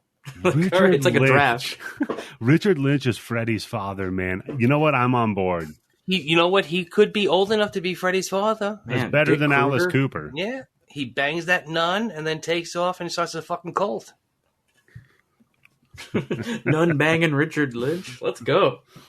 So he'd be the son of one maniac then. At least he knew who his dad was. Oh, then maybe Freddy wouldn't kill. Well, anyway. What could have been? What could have been? Searching for his father throughout all if only movies. Richard Lynch, with the cult leader, was Freddy's father, then he would have been better off. Well, there's got to be an episode of Freddy's Nightmares that covers it. Well, we'll get to it. Yeah. We'll get to it over on the Grindbin Patreon in about 8 years. So yeah, she gets fucking drowned in this pool, and he keeps saying like he's cleansing her. He's like, but he also warns her. He's like, I warned you. Somebody else is gonna take your place unless you kill yourself. Yeah, so she's psychically. I mean, I interpret it as she's psychically seeing this Richard Lynch like killing her, but Right? she's hallucinating at the same time. So I was like, I thought there was going to be a psychic connection or like a big reveal that, you know, all of it was real, but it went in the exact opposite direction. But that makes no sense though. Like, why would they be hallucinating the same thing? Who knows what those drugs do though, Candice? It's true. That combination. If you take enough halcyon, enough that, and then liquid marijuana, might open up some of that psychic challenge. Well, Candice, I would encourage you to check out a podcast called The Joe Rogan Experience. He talks about DMT and the way that people have the same place that they all go to when they're on. Yeah, I've heard He's about like Mysterious really Universe. What's that, Bobby? I was saying, yeah, he's like really smart. Oh yeah, yeah, Yeah, the Jordan idiot. Peterson. Oof, That idiot that used to make people drink bull cum for money. Yeah, he's a fucking genius. Well, yeah, he's a genius because he made millions of dollars doing it. Yeah. He also got hit in the head a bunch, so. Well, he was on that show. He wasn't a producer, so I don't know. I mean, I'm sure he made a nice little bank off of that, but I don't think that's what got him. UFC got him all that fucking money and the attention. No, he's made all of his money selling out America through his fucking bullshit podcast and basically encouraging Nazis. So both sides. No, Eddie. It's what we all plan to do with our shows. Yeah, are there any Nazis that want to sponsor the show? Oh, Eddie, I know you're from Washington, but show some class. That's true. We can get localized ads. We can do, we can do a Nazi show for Eddie. We can do a marijuana show commercial here in New York. And Candice, I don't know. What do they? Yeah, something about killing babies for Candice. Something about corn. Yeah. Yeah, the food, not the band. Oh, well, then I'm out. We could afford it. If Korn the band sponsored Korn in Missouri, that'd be fucking sweet. That'd be pretty sweet. Corn syrup. So now we cut to the like you said, Robbie, the nerdy black woman walks in just to remind Cynthia, oh, hey, by the way, I'm still psychic, or maybe a religious nut, and you're defenseless against him. And it's like, well, wait. Just wanted to check in and let you know that. Yeah, she just periodically does just check in with Cynthia to remind her how fucked she is. That's just kind of her move. It's a good character to have. Yeah. So now we cut to Miriam cutting a deal. Miriam's the older lady, the chain smoker. Yeah. She's like, listen, let's bust out of here. I have a friend who's an editor for Me Magazine. You've obviously heard of it. Yeah, because we find out that she used to be a tabloid reporter before she attempted to take her own life several times. Yeah. So, and she's like, look, of course I haven't heard of you. I've been in a coma, idiot. What the fuck? And even before the coma, I lived out in the middle of nowhere. I lived at like some place that would be in a Soundgarden video. I don't think there was a lot of copies in the National Enquirer and the Branch Davidians. No. Well, you didn't realize, though, that the Unity cult had a ton of magazine subscriptions. That looked like a dentist waiting room in there. Maybe that's how they made their money, selling those magazine subscriptions. Yeah. No, they just kept playing Publishers Clearinghouse, waiting for that big check. Well, you guys have never read Highlights for Crazies? Stupid and gallant. Oh, man. So, yeah, she's like, look, we'll bust out of here, right? We get the editor. We'll write your story, make a fucking $1 million. And I'm like, okay, so here's the Yobo of the Nut House. Great. Yeah, crazier than a nut house Yobo. Even me, I would like, nah, this isn't going to work because there's not that much money in the story. To split it two ways? No. Now, Tim, you would just write down her story for her and then encourage her to jump or something. Yeah, you would betray her. I would write down a story. I'd plagiarize the shit out of a story, and then I would just say, look, that bitch in the fucking loony bin. Who are you going to believe? Then you could just be like the Million Little Pieces guy on Oprah, just make it about you. Once you said Oprah, I checked out. I don't know what the fuck you're talking about. Oh, sorry, Tim. So she did create Dr. Phil, though, so that's fair. That's why I was going to say, because she's one of the worst things that ever happened to fucking TV. Yeah. I would have argued, but then Dr. Oz. So she really has a problem. Yeah. Then Dr. Oz. Rachel Ray balances the scales out, but not anywhere near enough. Yeah, I'll give you a Rachel Ray. That's fair. And she balances it in less than 30 minutes. So she's like, "Hey, my publisher will give me an advance. I'll share it with you. You can go, like, take all that money, head out to some cool resort or like a cruise or something where you can fight your demons in your head, and then we'll all be happy, right?" Like, that's probably not going to work. So She's Miriam's not going to find a better setup than she's got in this hospital. It's a nice fucking room and no rent, nothing. So you would say that this hospital is nicer than most resorts? Where she's going to be able to go? She ain't got no fucking money. I love this Yobo, like, arguing to stay at the asylum. He's like, 3 hots and a cot, dude. This is great. No, that kind of place. I swear to God, look, you could fuck in that place. People are getting fucking drunk in that place, right? Yeah, that's true. The guy's got a hip flask. I'm like, where the fuck did he get that? And how's he refilling? Yeah, that's true. The guy's got a fucking Bowie knife. Go to the floor and knock shit over. Nobody ever fucking notices what's going on. You know what, Tim? You're selling me on this fucking place. Yeah, I like a real smoke if you got 'em hospital. Yeah, exactly. Oh my God, Bobby, that's right. You could smoke in this fucking hospital. God damn it, man. You can't smoke in a fucking bar, but that hospital, they'll let you smoke. That's the revelation of this episode. This place fucking rules. Yeah. We gotta get ourselves committed. Look, the worst thing Reagan did was get rid of all of our mental institutions. Because he saw what was happening there. Yeah. It's like, what a waste of taxpayers' money. This is better than the Ritz. What the fuck are we doing here? These fucking Cadillac crazy people. So, yeah, then Miriam is like, okay, I'm going to leave because we're allowed to do that. And then just goes and gets in the elevator. In the elevator. Doors close, and she's like, see ya. Cynthia fucking sees Harris, of course. She's like, oh, shit. Richard Lynch is on the goddamn elevator again. Yep. Somebody's got to get the Richard Lynch off the fucking elevator. He must learn to fear and respect the elevator. Oh, man. You throw a Jason Lee in here just complaining about the elevator a few scenes, I'm down.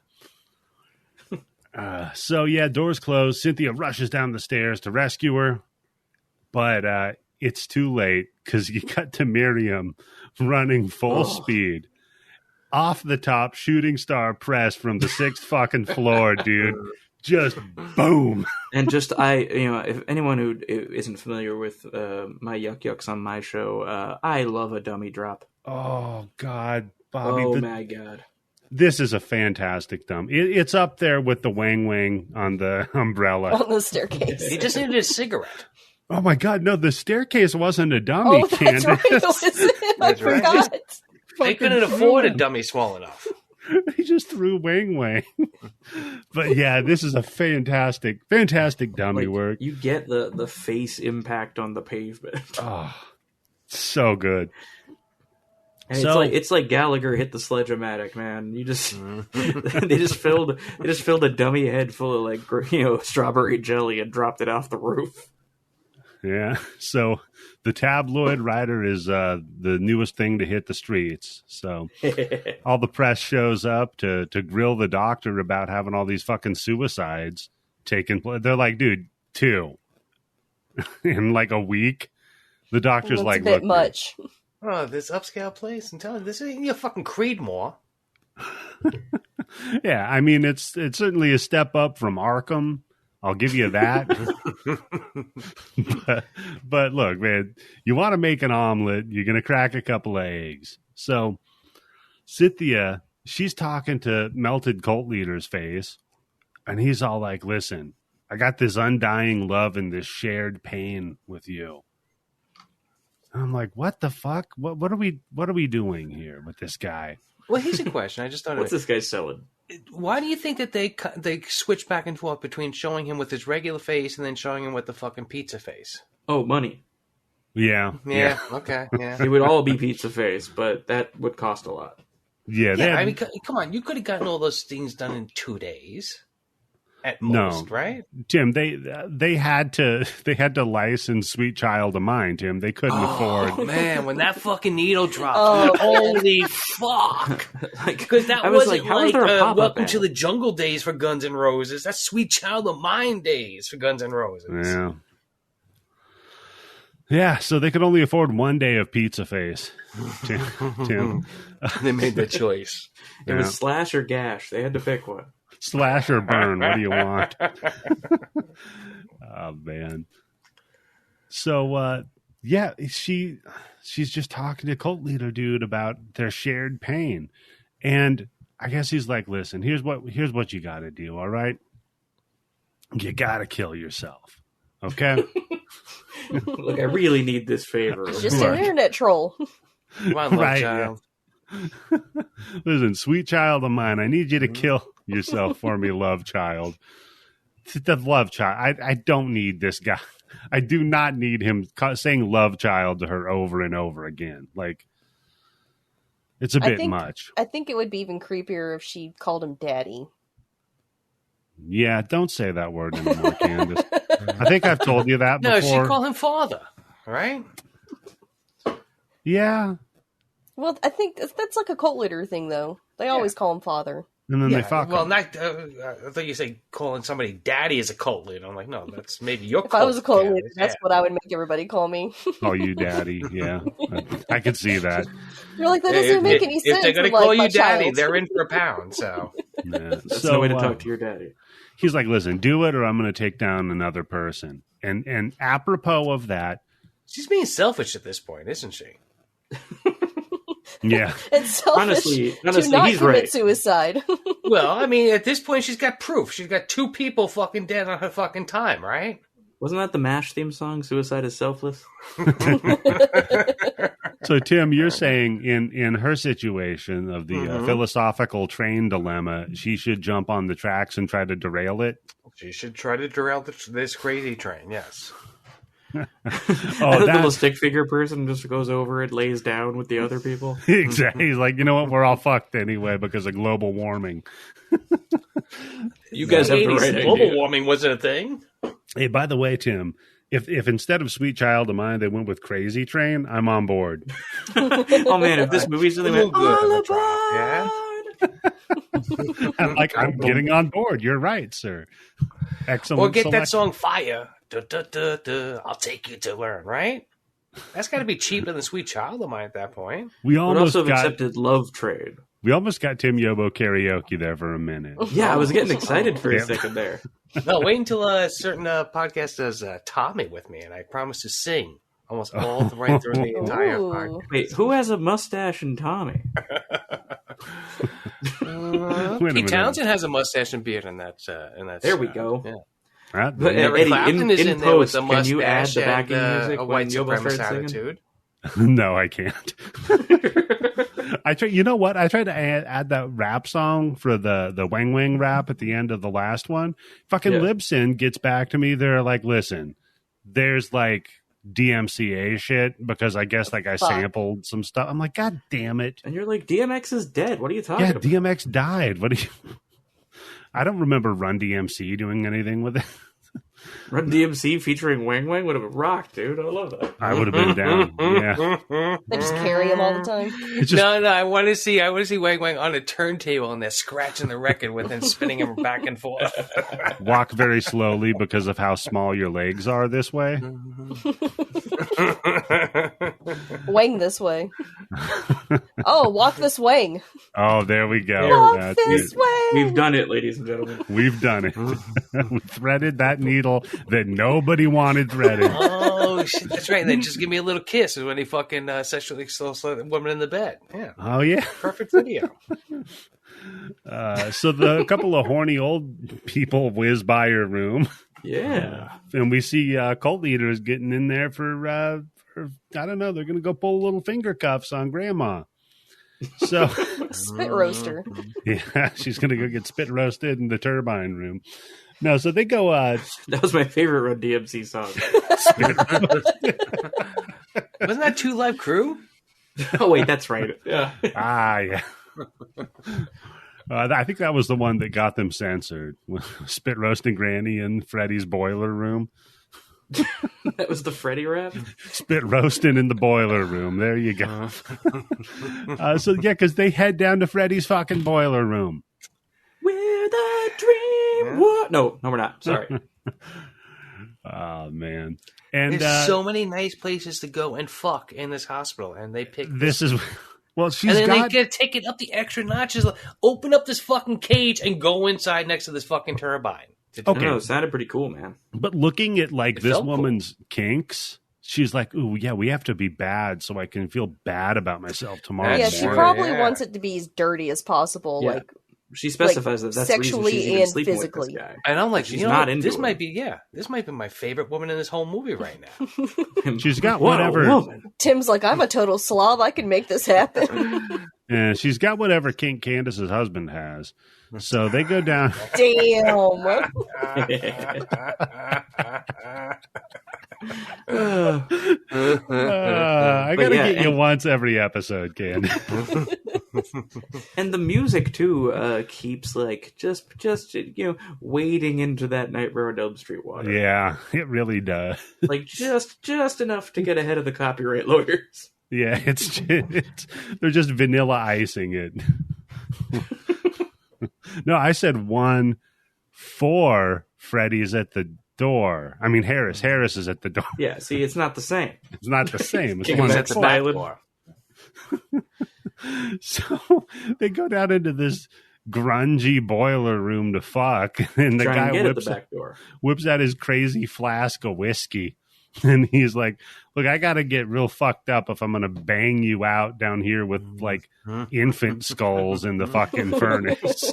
With Freddy standing right there. Just beating it with his nails. Click, click, click, click. Come on, let's go. I'm not here, you guys. Don't mind me. Yeah. I'm going to be in the corner whacking it. Just go to it.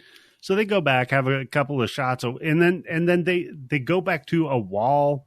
And Bobby, you nailed it, because now we're in the I had Eternal Champions. There's literally exactly Eternal Champions. Yeah, like, Trident's level in Eternal Champions was the reference I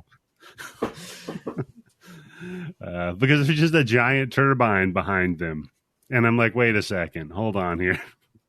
Is this where Elon Musk's building like his fucking SpaceX rockets or some shit? Are you kidding? That's where he's tweeting from. Oh, okay. That's his bunker. I wish, man, I could shove him back in that turbine. Oh, that'd be good. Be careful with that kind of violent talk, Eddie. You might get a blue check mark. I mean, in Minecraft. Yeah, you might end up verified. Yeah.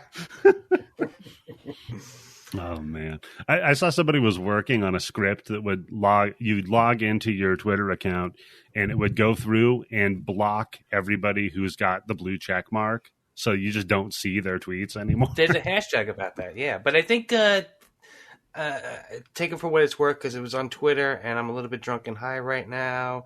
I think there's some workaround that they're doing on it, where if you block too many people with blue check marks, something bad happens to you. Oh, it sounds like one of those chain letters. Yeah. I was going to say, Cynthia didn't block too many people, and look what happened to her. Did your aunt forward that to you in an email, Tim? It's about as verifiable as my Canadian girlfriend in middle school.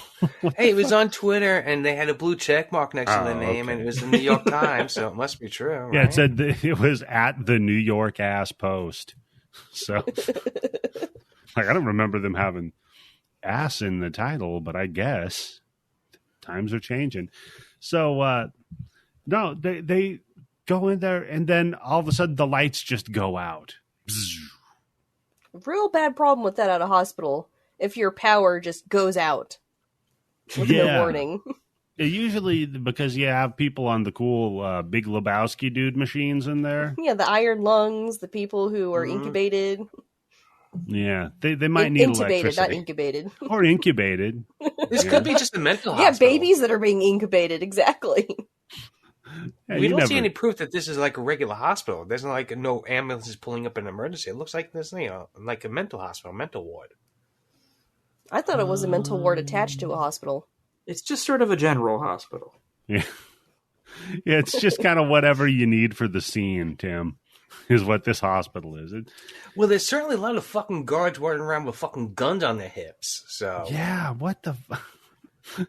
That's a good move. Just guns, just hanging out. So this hospital's in Florida. This hospital's in Florida. Yep. Look, the only thing that'll stop a crazy guy person. with COVID. Yeah. Oh man, nobody's wearing masks even when they're doing surgery. Have you tried shooting these feelings about your dad? If it sounds like you're pretty angry, you should go buy a gun. Hey, in fact, we have some we can loan you. Next time I think we'll have an operation, tell the doctor you don't want him to wear a mask while he's operating on you. Yeah. Just say, hey, Doc, why don't we raw dog this one? Am I right? And then high five motion for him to take the mask off. So then I just have the old janitor guy get sent to the like an exhaust Old trap. man Jenkins. No, he knows. First of all, see, this is a rich hospital. That janitor is working 24 hours a day. He's there as soon as the fucking lights go out, right? They didn't have to call him. He's there. He already knows. Probably has a room there. He's living a dream. They probably and he knows right away, oh, it's the main turbine. They probably just have a crazy person and a janitor outfit. I was going to say, he's probably one of the patients. The union. Yeah. He's our non-union janitor. I'm also a client. You'd have to be crazy not to be union. So, yeah, he heads down to where the sluice trap is for the turbine, I guess. And he goes to open it up to see what's going on. Because somebody, and I also like that just some nurse is all like, oh, I bet the turbine's out that powers the place. You guys know that giant fucking turbine we got down there? You know how we're powered by like a nuclear reactor and a jet engine? What the fuck are we doing? They have their own transmission station. I like just the subtle hint that this movie is post-apocalyptic. Like, oh, we didn't mention, by the way, the world ended 8 years into her coma. Yeah. Well, no, that's a Cloverfield movie. Again, this is just a movie with zombies in it. So the zombie apocalypse has happened. We just never see the zombies. Because after all, the most interesting part about a zombie movie, Candice, and you'll agree, is the interactions between the people. Yep. And the walking. Hey, did you guys know that maybe man is the real monster? Ooh. Maybe. Oh, now that you mention it. You know, there's 2 points to make about that. One, there was an entire full-page panel that one of the Walking Dead comics ends with, where lead character Rick goes, "Don't you understand? We are the Walking Dead." Oh, yeah, I remember that. That was one of the last issues I ever read of that. Oh, so that's like the Glenn episode, falling off the fucking garbage can. Yeah. Oh, yeah. That was just for me watching that TV show. But I remember there's some kind. I remember the title, but there's a parody kaiju movie that I remember getting a bootleg for a long time ago, and played for comedy. And one of the recurring characters is there's this Japanese scientist who keeps taking off his glasses and then saying something to the effect of, "Maybe man is the real monster." And every time he does it, the rest of the cast like all turn and look at him like, "Will you shut the fuck up?" Somebody slaps him in the back of the head. That's great. So yeah, he finally pries open the sluice hatch. Oh no, he doesn't. That's right. Why does this turbine have a spit valve? Hey, wait a second. Okay, I found a flaw with this movie, guys. Oh, you finally found a crack. Share. Because he can't open the sluice hatch. He sits down dejected, and then it turns itself and opens. He's turning it the wrong way. He's trying to open it the wrong way. So it rebounds, Tim? That's how it opens? Well, I don't know how it works. I don't know why that would even be an option, because he tries to get into it like the front door where the old people went into. That's locked.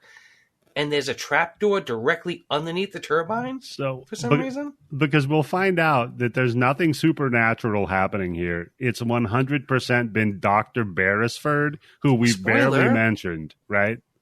But what I'm wondering is Dr. Beresford a secret hollow man? Because he went down here and opened up this fucking trap door. Headcanon accepted. Wow. You know what? I didn't even think about that until right this moment. Yeah, that fucks this whole thing up. Who turned that fucking knob? All right, shut it down, guys. We're going to start Mahakal. Or is is the janitor also being drugged as part of his entire... Oh, that's why he lets him live there. Yeah, his entire fucking Machiavellian It goes plan. to your point that he might be a patient instead of an actual janitor. Yeah. That's true, yeah. He just thinks he's a janitor trying to fix shit.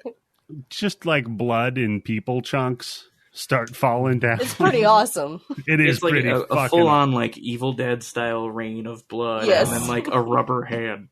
Yeah, I will say this: the last 24 hours have been pretty bloody for and movies. Bobby, the scene when all of the fucking vents in the Oh, that's hospital great. just start raining blood. And they didn't get raining blood. Raining blood from a lacerated vent. And Slayer starts playing. Oh my god, it's so fucking fantastic. It's great. It ruled. That was the moment when I was like, all right, movie. I'm in now, man. This is cool. So if it's not really a spoiler, but in Evil Dead Rise, when she's first walking into the apartment complex and you just see a tree chipper. Yeah, and I'm like, oh fuck, Chekhov's tree chipper. I called it. God, that movie. It's almost like a Stephen King short story. Yeah, about a stationary bike. Stationary chipper. That fucking piece of shit movie. I'm still pissed at that movie. Well, you're the one that watched it. What made you do it? No, Candice, did you see him trying to call Stephen King out on Twitter about it? Yeah. Yes. I just asked him what was up with that fucking movie. I didn't call him out about it. You're trying to call him out. Come on. So what the fuck happened with this dude? And then challenge him to a duel. No, he just wouldn't. He swam in his Mr. McDuck fucking just from the It franchise money. Fucking who? And he can't afford the $8 a month. Remember that fucking joke? God damn. He's getting it for free now. Elon's paying for it. That is true. Owned him.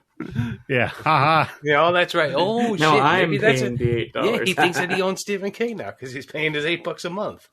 I guess, yeah. Dude, I don't mean to get on a rant about it, but like if I had infinity dollars like Elon, I wouldn't even have a Twitter account, much less try to run it. Yeah, no shit. You'd never hear from my ass again. How can you be that big of a fucking loser? You were born on a pile of money. That's what it is, Bobby. What if you were a big fucking loser who's never had anybody say anything except your shit smells like the best fucking perfume in the world, and now you go out and you buy a platform so you can call them all out on it, and the people who tell you your shit smells like roses, you give them blue check marks. But I'll tell you one thing. For all the people who've wronged me throughout my life, I don't know how much money it would take for me to never think about that shit again, but it's way lower than what he has. No. You know what this is? I just learned about it right now. This is that episode of The Twilight Zone where that super rich guy builds a fucking fake bomb shelter and invites his teacher, his guy, from some business guy, and some guy from the army, and he gets him down the thing. He's like, "The world's going to die. If you beg me, you can stay in here. If you promise, if you say you're sorry," and they're all like, "No, fuck you." That's what Elon Musk is. Yeah, that's the actual episode this is, but he thinks he's the kid who can exile you to the cornfield. Yeah. Yeah, but he just usually ends up fucking dunking on himself on social media. He wants nothing more than to be funny, and he is the least funny person. He is just, it's weapons grade cringe every time he tries to make a joke. Like, well, because to be funny, lame. you have to have not just intelligence and quick thinking, but you also have to have empathy. Well, you could do that, or you could just write the number 69. Right, that's true. That's true. My like when Billy Madison laughed when he out blocked the W on the fucking sign, so it was titter outside of the building because the landlord said he can't take the sign down. As a person whose Twitter handle does have a 69 in it, I take offense to that. It's very funny. Fair point.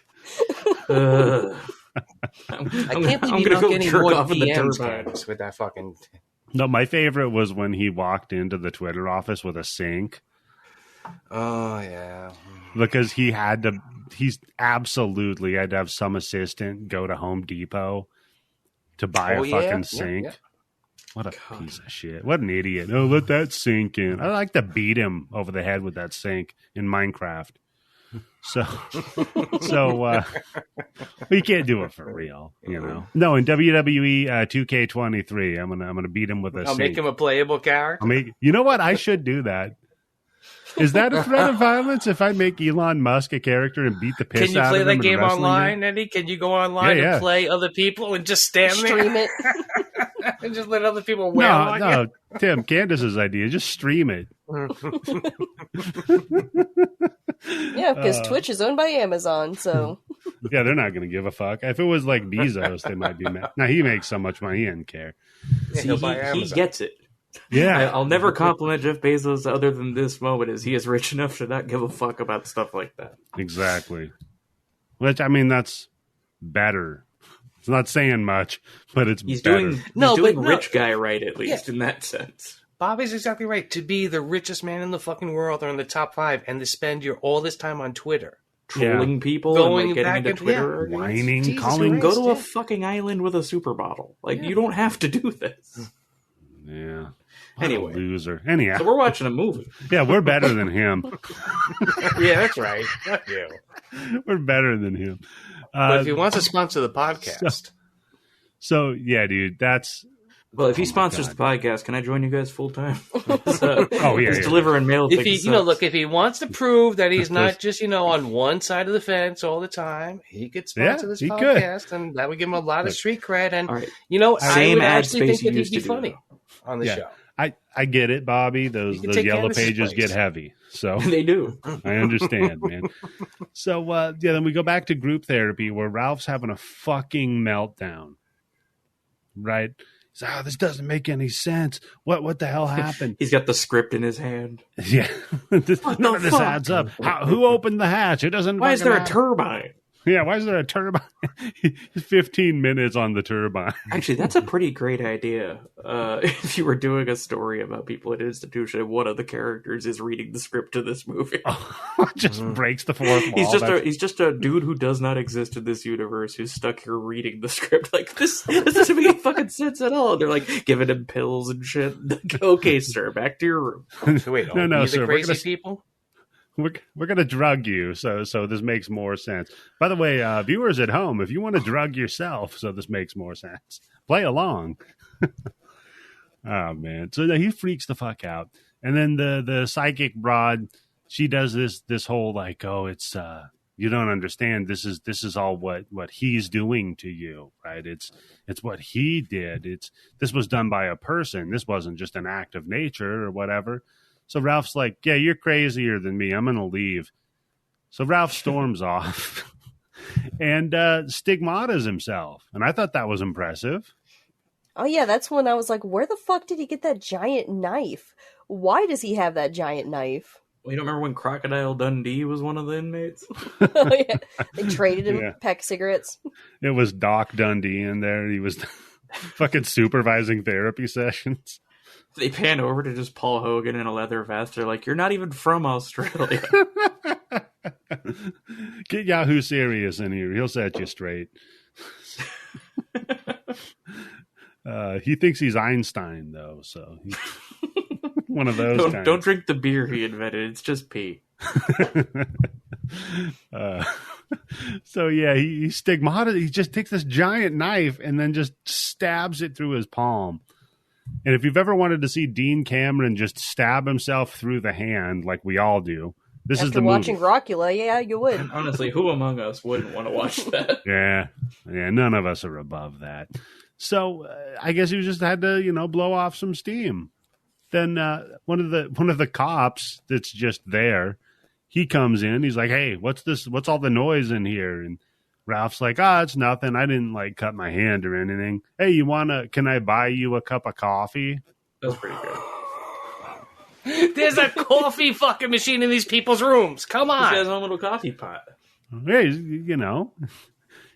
he's just I'm telling the doctor I'm still hearing voices just so I can stay here another couple of weeks. Yeah, Tim, you get your own coffee pot, bud. Why do you have a coffee pot in your bedroom? Are you worried someone's going to get you in your dreams?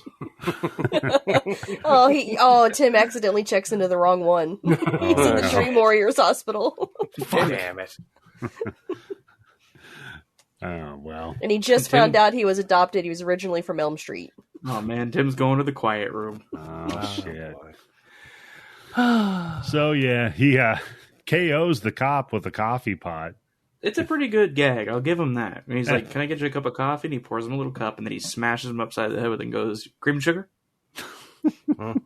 You just in one lump of two. Ah, damn, you're right. Just the classic Looney Tunes gag, man. So it KOs him with the and then he gets like some badass walking away music. How you gonna live, John? Day by day. And Ralph just marches out of there. Then we cut to the doctors trying to bribe Cynthia because she's trying to leave now. She's like, "I'm fucked. This is fucked. I'm out of here." And the doctor shows up. He's got a bag full of snacks, and he's like, "Hey, come on, let's go back to your room." I think that's what's only thing keeping these people in this hospital is snacks and drinking and fucking. I mean, it's kept me many places. Yeah. That's a pretty hefty combination there. Like, hold on, drugs, snacks, drinking, and fucking? Like, I'll stay there for months.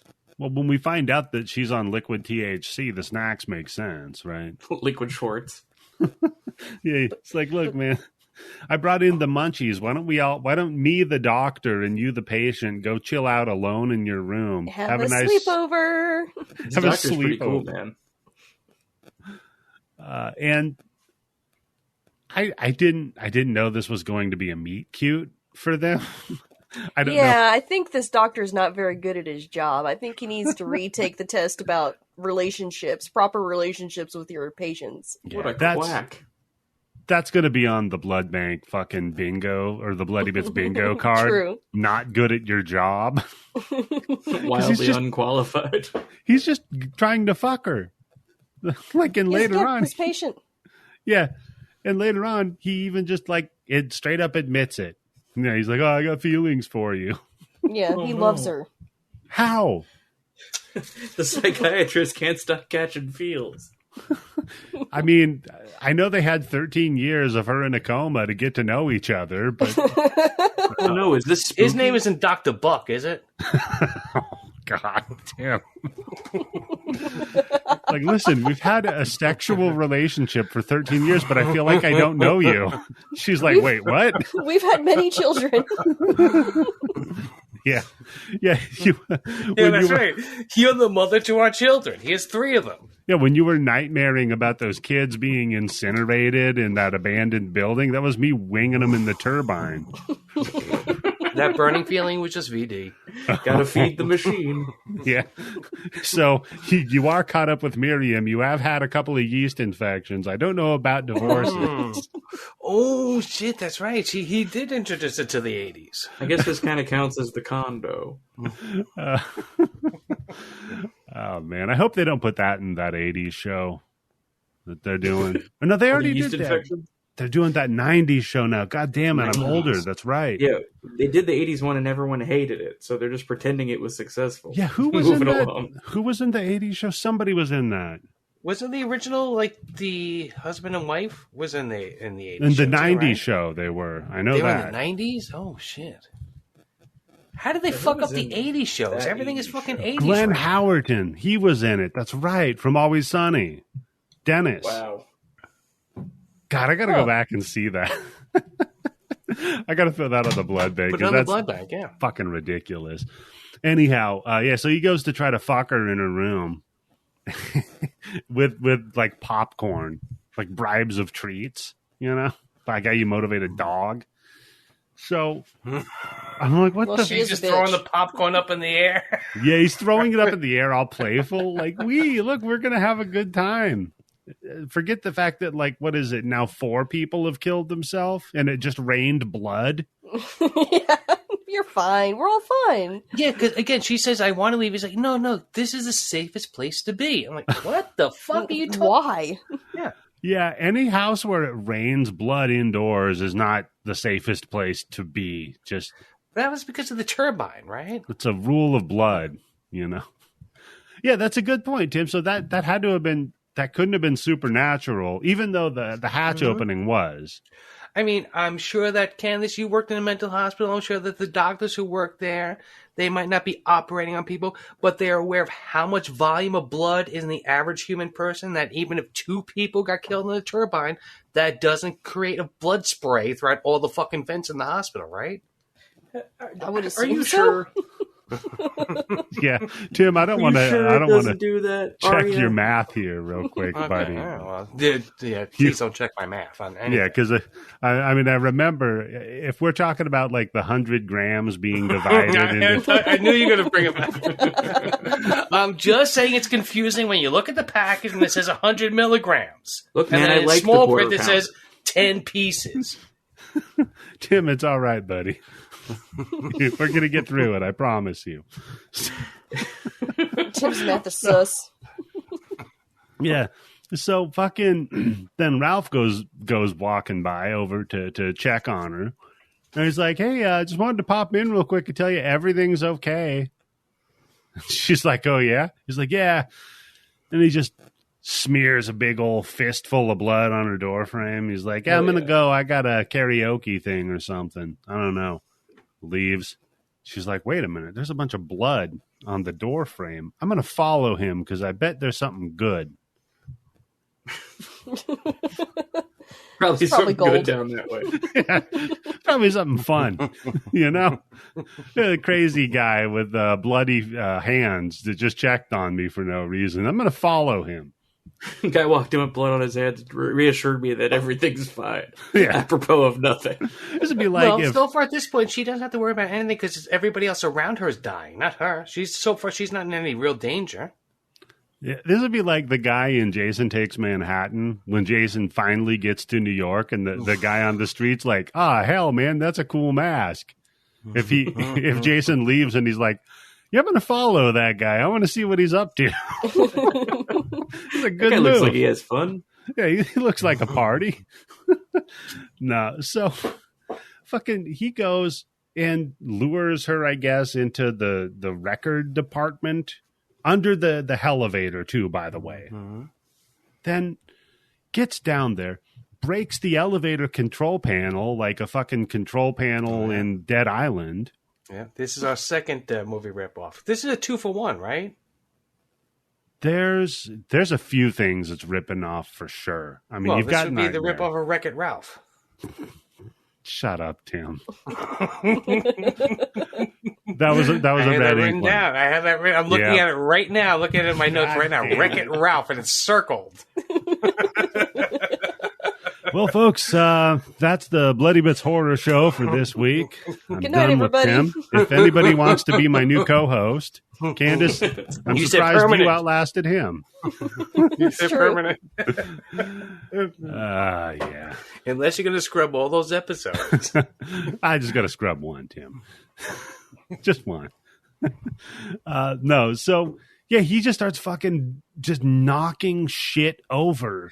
And he says, this is when I need to blow up scene. This is where I come. I'm like, again, how the fuck is nobody noticing that somebody in this mental hospital is going up to the fucking 5th floor of a gigantic hospital? This room's not being utilized for anything. You could put a lot of fucking loonies in that bit. Yeah, they're really not utilizing the space here. That's a good point, Tim. This is their record. This doesn't spark joy. No.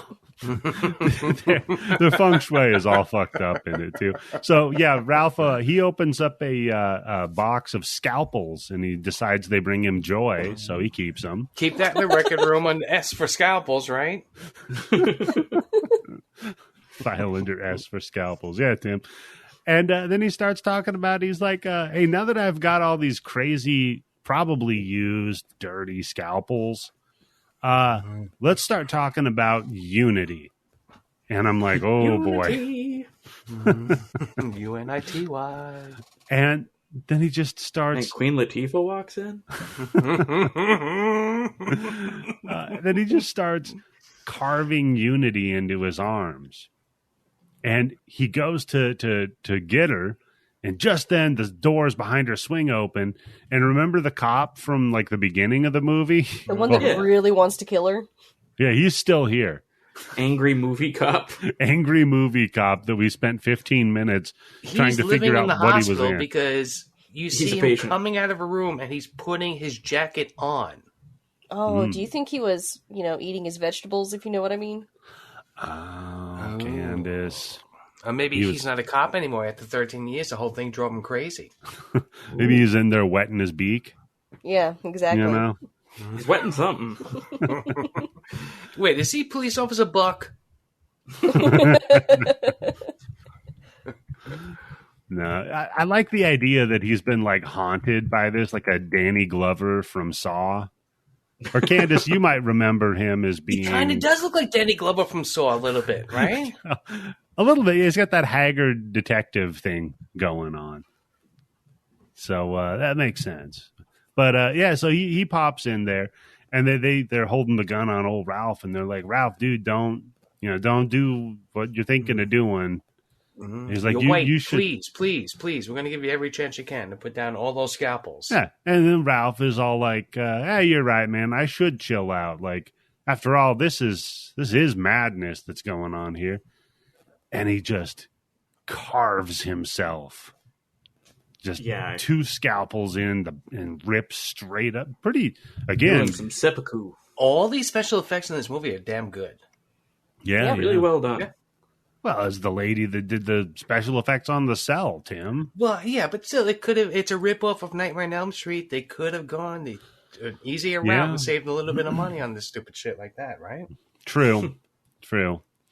I mean, they did only do 1 day of Sweet Pizza Child of the Mind Days. money coming out of your pocket. What are you going to do? Yeah, there was some trivia fact about that. They were going to use a different song, I guess. There's a song by X. By X? Yeah, by the band X. Oh, God. Well, I guess better pick. And it was literally only because like the song's title had like Fire and House in the title. Yeah, well, close. You know, you do what you can. So, oh, love child of mine. Man, so you know somebody in an office is like, yeah, because he keeps calling her like sweet child or whatever. Hey, child, something. I don't know. Get it off my desk. I don't want to see any more about this fucking movie. Well, you call him Love Child so you could get the Supreme song. True. Yeah, you could do. I don't think it would have the same vibe, maybe. But then again, I don't know what vibe they were going for with "Sweet Child of Mine." Yeah.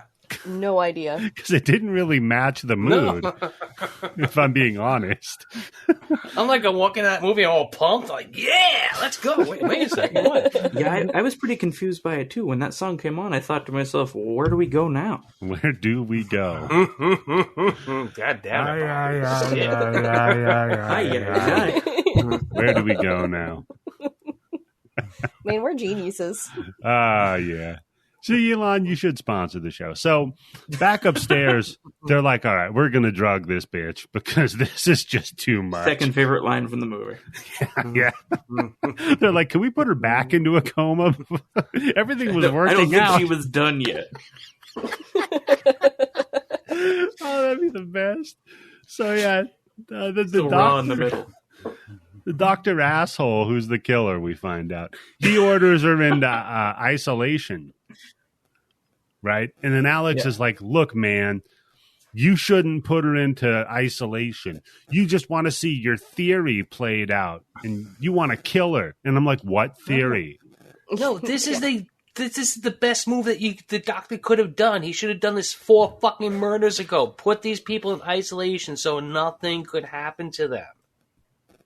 Yeah, as far as the doctors know, at this point, both in this movie, they're not supposed to think that anything supernatural is supposed to be going on. Put them in fucking isolation. Put a cop outside the door. Watch them 24 hours a day and see what the fuck happens. So this is actually a good move, but it's a little bit too late. Yeah, but there's like a custody dispute going on because the cops are like, well, we want to lock somebody up for all these suicides. Mm-hmm. Yeah. So, because you know how they famously arrest people. They're going to charge you with the Jeffrey Epstein. You suicided. Yeah. Yeah, they famously arrest people for other people committing suicide, Tim. You know, and I'm starting to think that this cop was trained at the same place that the fucking hospital workers, the ambulance, the firefighters. That or maybe the writer wasn't good. From the same temp agency. Yeah.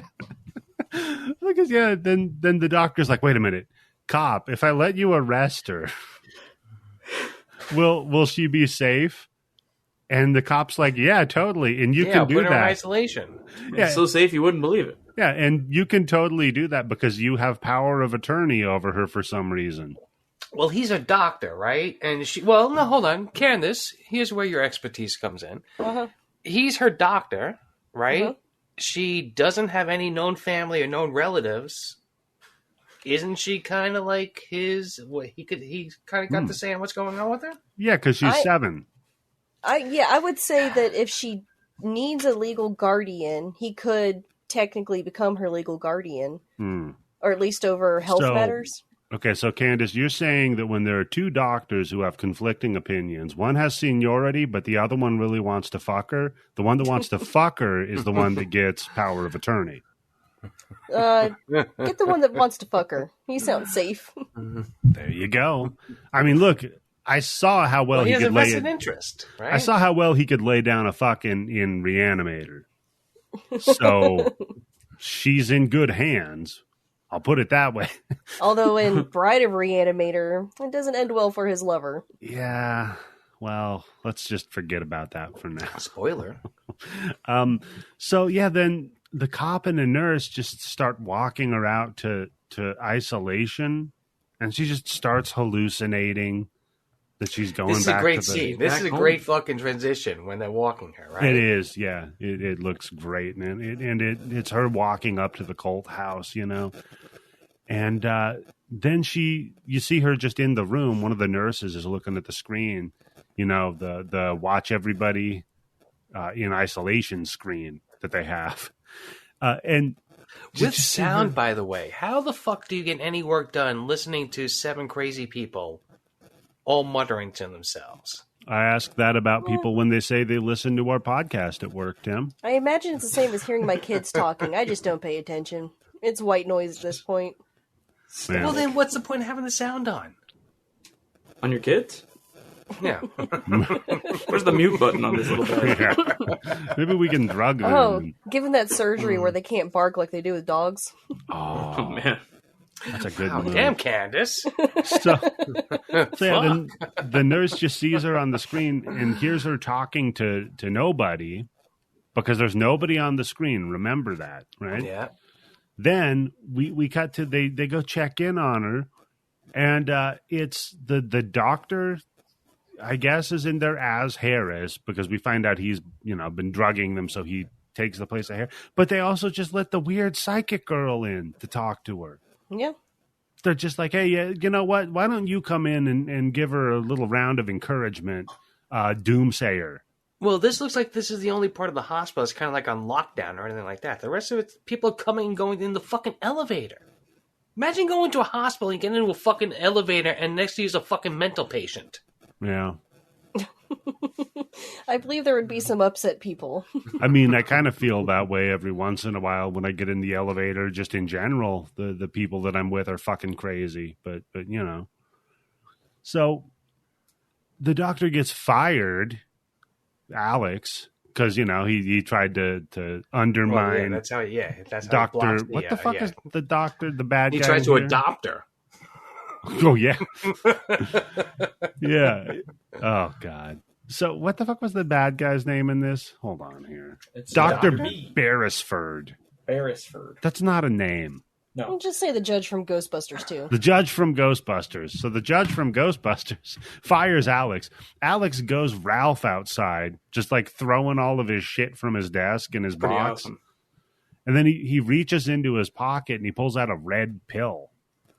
And Oh I'm no, like, he's red pilled. oh yeah. Oh yeah, because we find out the guy with the Wreck-It Ralph wasn't taking his pills, so he put one of them in his pocket for some reason, and he pops it. Which, why not? I mean, why not? You're on your way out anyway. Have a party, right?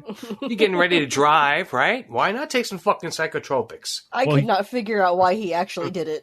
Well, here's the question, right? The $1 million question, because he takes it. And then some fun happens, right? But then later on, when he's down talking to the pharmacist, he's like, "What is this? Why would he take it if he didn't know what it was?"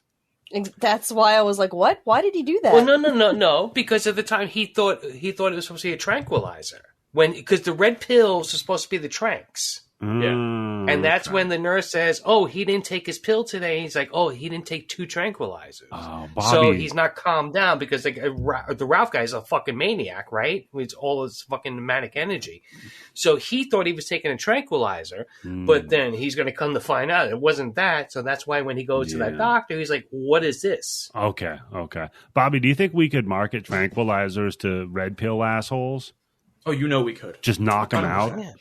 Just be like, these But are... guess what? You take this pill and your taint is going to sunshine itself. Yeah, these are MAGA pills. If you take them, you get a little bit of Trump in you. MAGA. You wake up with a bigger MAGA pills. Alpha. Put alpha in it too somewhere, right? And something about testosterone that they're taking. This is what Andrew Tate takes. Oh, yeah. Oh, by the way, could we lock Andrew Tate up in this fucking hospital, get him to kill himself? Oh, that's an easy marketing job. We're calling this Alpha G. OG Alpha G. OG Alpha G. And then they just sedate themselves. Wait, that's a little too ethnic. I don't know. If I want then to they take can that just pill. stare at the wall and argue with a trans person in their mind about something that doesn't affect them. Works pretty well for a lot of people these days. Yeah, well, it doesn't affect them, but it affects everybody else. Yeah. So, red-pilled Alex, he puts on some Vivaldi and goes fucking GTA. It's incredible. Wouldn't it be funny if this is the music that got him sued? Oh, yeah. That'd be great, Tim. But no. They didn't pay for this. Yeah, this swerve in the movie I was not expecting. No. It's like out of nowhere, he just goes homicidal. And the insult. Dr. Addictive Butt Face. I'm glad you wrote it down. Look, man, you know I'm mad when I break out butt face. Oh, yeah. What I thought was weird is that they credit him as such at the end. That is true, yeah. That's Dr. Addictive Buttface Beresford, which now that I say it together is very funny. A.B. Beresford. It rolls off your tongue. It really does, Tim. So he just crushes him into a concrete wall over and over and over. And we're doing the Gallagher watermelon dig again as we're seeing shit just splatter the hood and window. Yeah, because some intern is standing at like 3:00 from where the car is and throwing blood on it. Yep. And he's just like, "Thanks for the ride, doctor," and bam, runs him over again. Then I was so disappointed in the next minute. Yeah.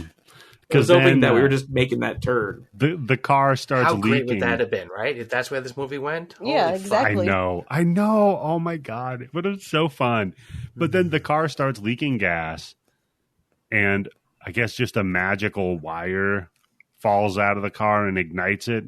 Car just blows up. Well, he smashed it 3 times into a fucking concrete wall. And True. a doctor. Yeah. And nope, he wakes up. It was just a dream.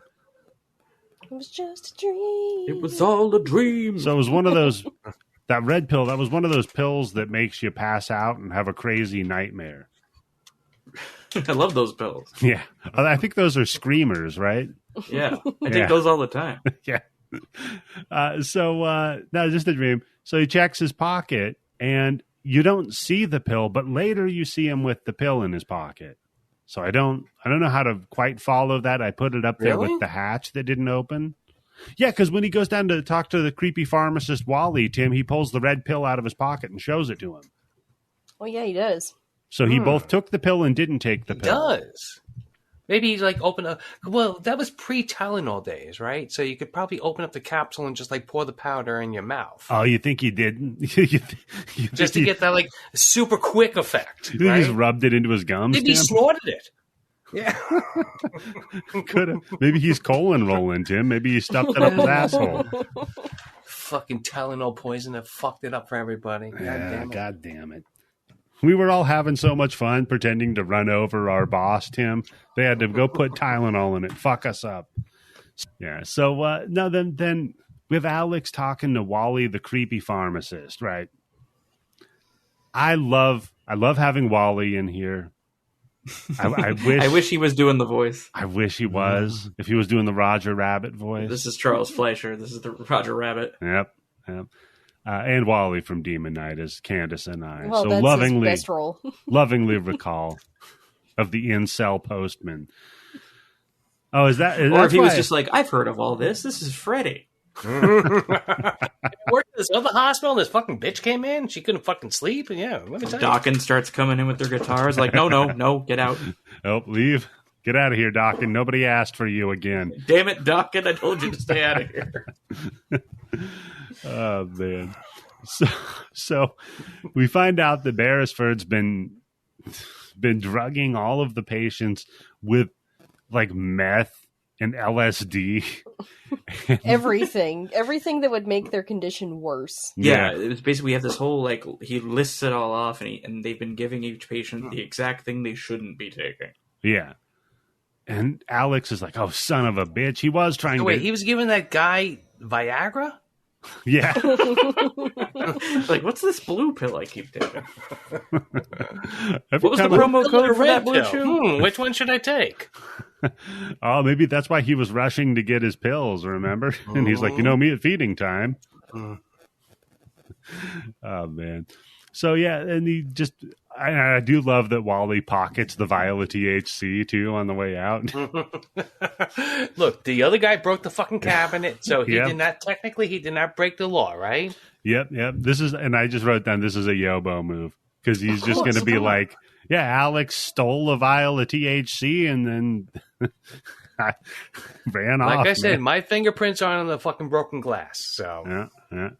So Alex runs, and on his way up, he tells a nurse, he's like, hey, call the cops. It's fucking Dr. Addictive Buttface. She's like, what? Never heard of him. A, B.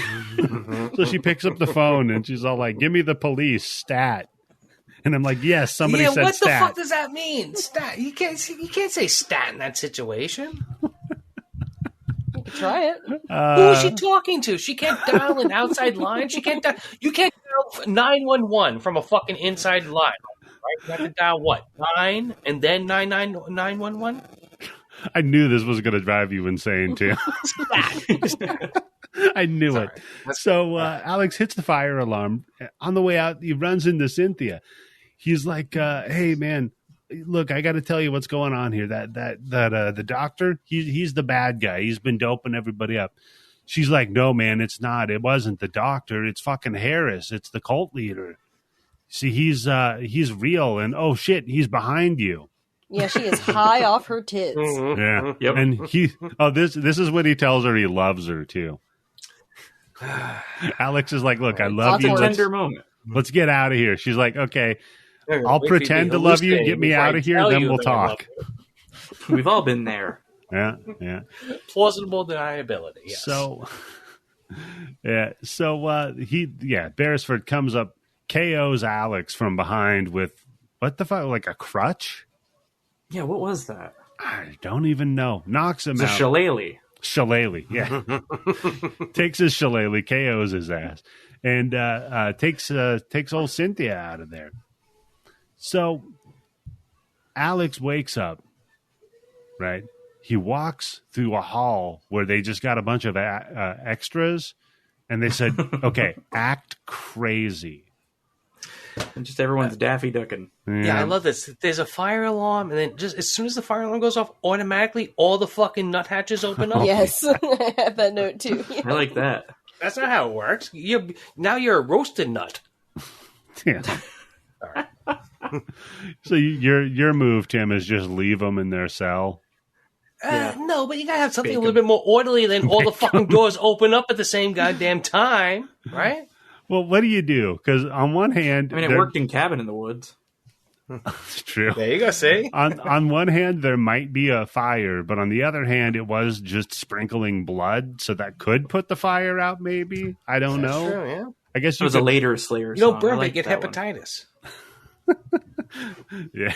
So, oh man. Then I just have that he heads upstairs to go find her, right? And she's on the ledge, and you've got Beresford trying to talk her like, hey, what do you see? Is it cool down there? Does it look like candy? And she's like, yeah, man, it looks. There's pizza down there. Yeah. He's like, you should totally jump and try to land on your head. I bet you can land in that little glass of water. Yeah. And she's like, you know what? Wings. She's like, you know what? Maybe I should. And then no shit, Alex and fucking Beresford have a like Harry Potter wand battle psychology off. Yep. That's it, folks. That's our epic fucking battle at the end, is the two of them trying to psychology her into not or jumping off of the building. So he should just turned around and turned his back and said, I don't believe in Freud. Yeah.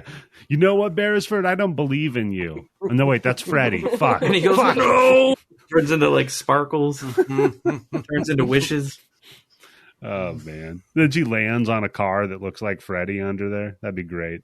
No, so it's that one, that striped convertible. Yep. It is a convertible, so. Her ass swan dives off of it, right? Wakes up in front of the cold house. I'm like, what the fuck? Again? The movie's starting over. She walks into the house, but this time she sees the leader, Harris, up on the stairs, and he's like, come on, girl, it's time. Come on, love child. It's time. Yeah. The song kicks on, it's fun. Damn, Candice, you sang like 3 times in this goddamn episode. This is a musical episode. And she reaches her hand out for him, but no, it turns out that it's Alex's hand. He caught her over the edge of the building. Yay. No physical way he could have done this. And I just love this during this entire fight, how high she is. How incredibly high she is. She's just like, she's all smiling. Hanging off of the building with... She's got those 100 milligram pieces. She didn't even break from the 1,000-gram envelope. Yeah, that's right. Yeah, she didn't even break them into parts there. So just emptied the bag. Now he's holding on to it. Now he's doing a cliffhanger while having a psychology off with Beresford, and pretty I'm incredible. Like, man, he's just using all of his power here. But Beresford finally decides, hey, you know what? I could just push you. Like, I am physically up here in the same place as you. I can to try to psychology you. Right, I could just push you. So he goes to push Alex off. Can't quite get him, though. Reaches down, grabs a syringe, and just starts stabbing the fuck out of his hand with it. It looks so painful. God damn, man. Stab me in the hand with a fucking knife or a piece of glass, not a fucking needle. Yeah, it's pretty gross, for sure. Then the cops pop in from behind. Remember the cop? From the beginning? In the hospital. Yeah. Still hoping she'll die. He pops up with his gun and he's all like, all right, everybody get up and explain what you're doing. Like, what? So they do. And Alex is like, look, man, this guy Beresford's an asshole. I don't know if you heard earlier when I called him a butt face. I meant it. Never meant anything so hard. So the cop's like, okay, Beresford, what's your story? And he's like, look, man, this guy Alex went cuckoo pants, and he's in love with her, and he's trying to like get her to jump off the building. It's like, wait, that doesn't make any sense. And Alex is like, no, look at my hand, he stabbed it. Then Beresford's gambit, his move, right? He pulls out a gun. This makes no. He steals a gun from a cop. He steals the cop's gun and then puts it up to his head. And he's like, "But what about upside this? down, no less?" Yeah, look at me. I'll show you who's not crazy. Look, I'm gangster. Look how I'm holding my gun. Oh, maybe he thought I saw Scarface. Maybe he thought if he shoots himself with the gun upside down, then it's like opposite. So it doesn't kill him, it kills Alex. So they're all like, no, dude, don't kill yourself. And he's like, aha, I fooled you, Alex. I'm going to shoot you instead. Yeah, he's great. A cool trick, dude. But, because you're all worried and you're confused. Because you're worried that he might kill himself and you're confused. Like, why the fuck is he holding the gun like that? Yeah. That's how he gets a drop on you. Yep. You know what? It's a gambit to run. It doesn't work every time, but when it works, it's like the flea flicker, right? Every once in a while, you can pull it off. If you're in that situation that he's in, what are you going to do? Like, Hail Mary it, I suppose, Tim. So, so then she snaps out of her drug haze and notices, like, wait a minute, that guy that I thought was the cult leader, and then I snapped out of it and he wasn't. Now he is the cult leader again. She rushes over toward Buttface and shoves him off the building. And we Take get that, Buttface. And we get my favorite Yep. part of the oh my God, this movie. is the best part of the whole fucking movie. Tim, what is it, buddy? The cop just looks and goes, huh? He shrugs, and that's it. He's like, I wanted blood. I don't care whose blood it is. I got somebody's blood. I'm happy. The case closed. 13 years, I can retire. The cop's just like, well, I got nothing to do here now. This ain't my paperwork. He just fucking leaves. He just walks off. Strolls away whistling. I'm telling you, man, I think the cop was also in the mental institution. It drove him crazy that he couldn't fucking solve this case. I wish he would And have they at put him least in there. like looked at Alex and just been like, everybody gets one, and then leave or something. Something. But no, he just walks away silently, and it's almost better. It's almost perfect. He shrugs. All right, Bobby. Yeah. He shrugs like Christopher George shrugs in Enter the Dragon after he gets fucking shot, right? He gets hit with the fucking arrow. It's like, then that's it. It's kind of a real like, all right, fair enough. You got me. Yeah.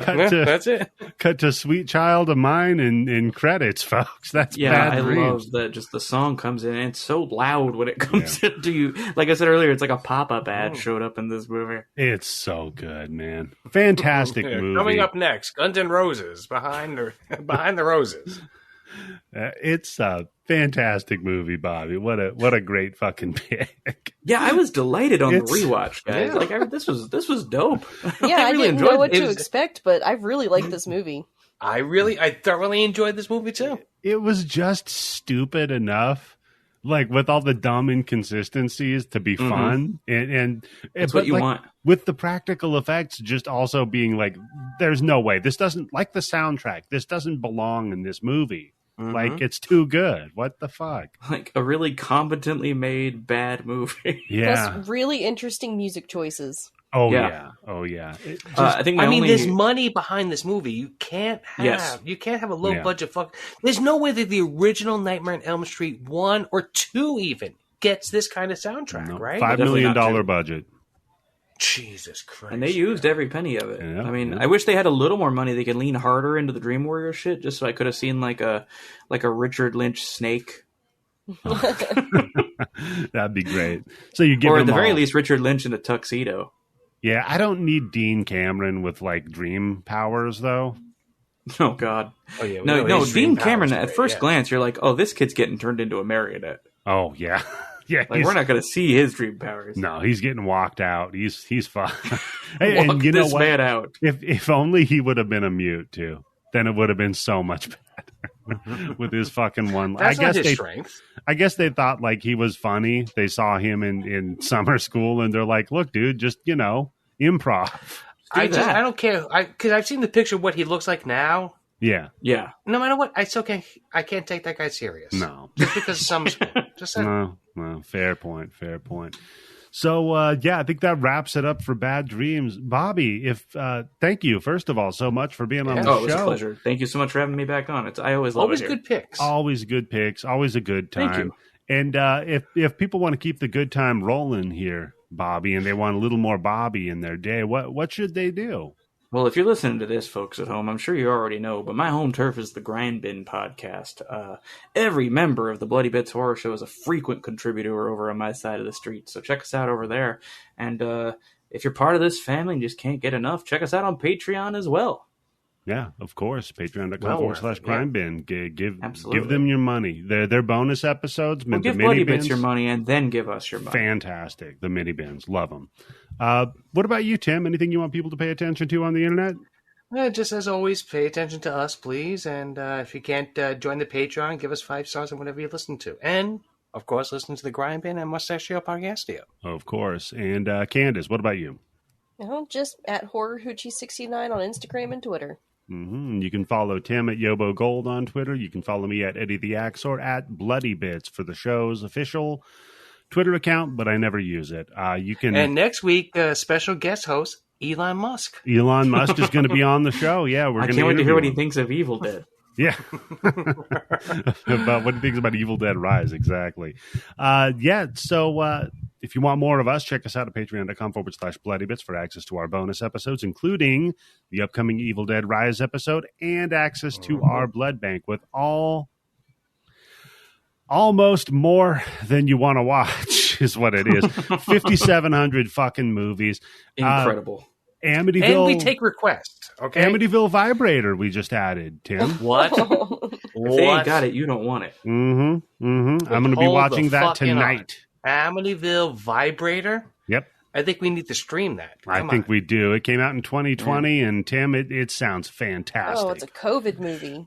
Yeah, so if you want to see a COVID vibrator from Amityville... Well, that's why, that's why she's locked in the fucking Amityville haunted house. She needs a fucking vibrator. Haunted vibrator, that's, yeah. Oh, by the way, don't watch that movie, The Special. Holy shit. I'll talk about that on the bonus episode. Check us out, and if you can, give us a 5-star review on the podcast app of your choice. But for Bobby, Tim, and Candice, I think that this is how we end it. Goodbye.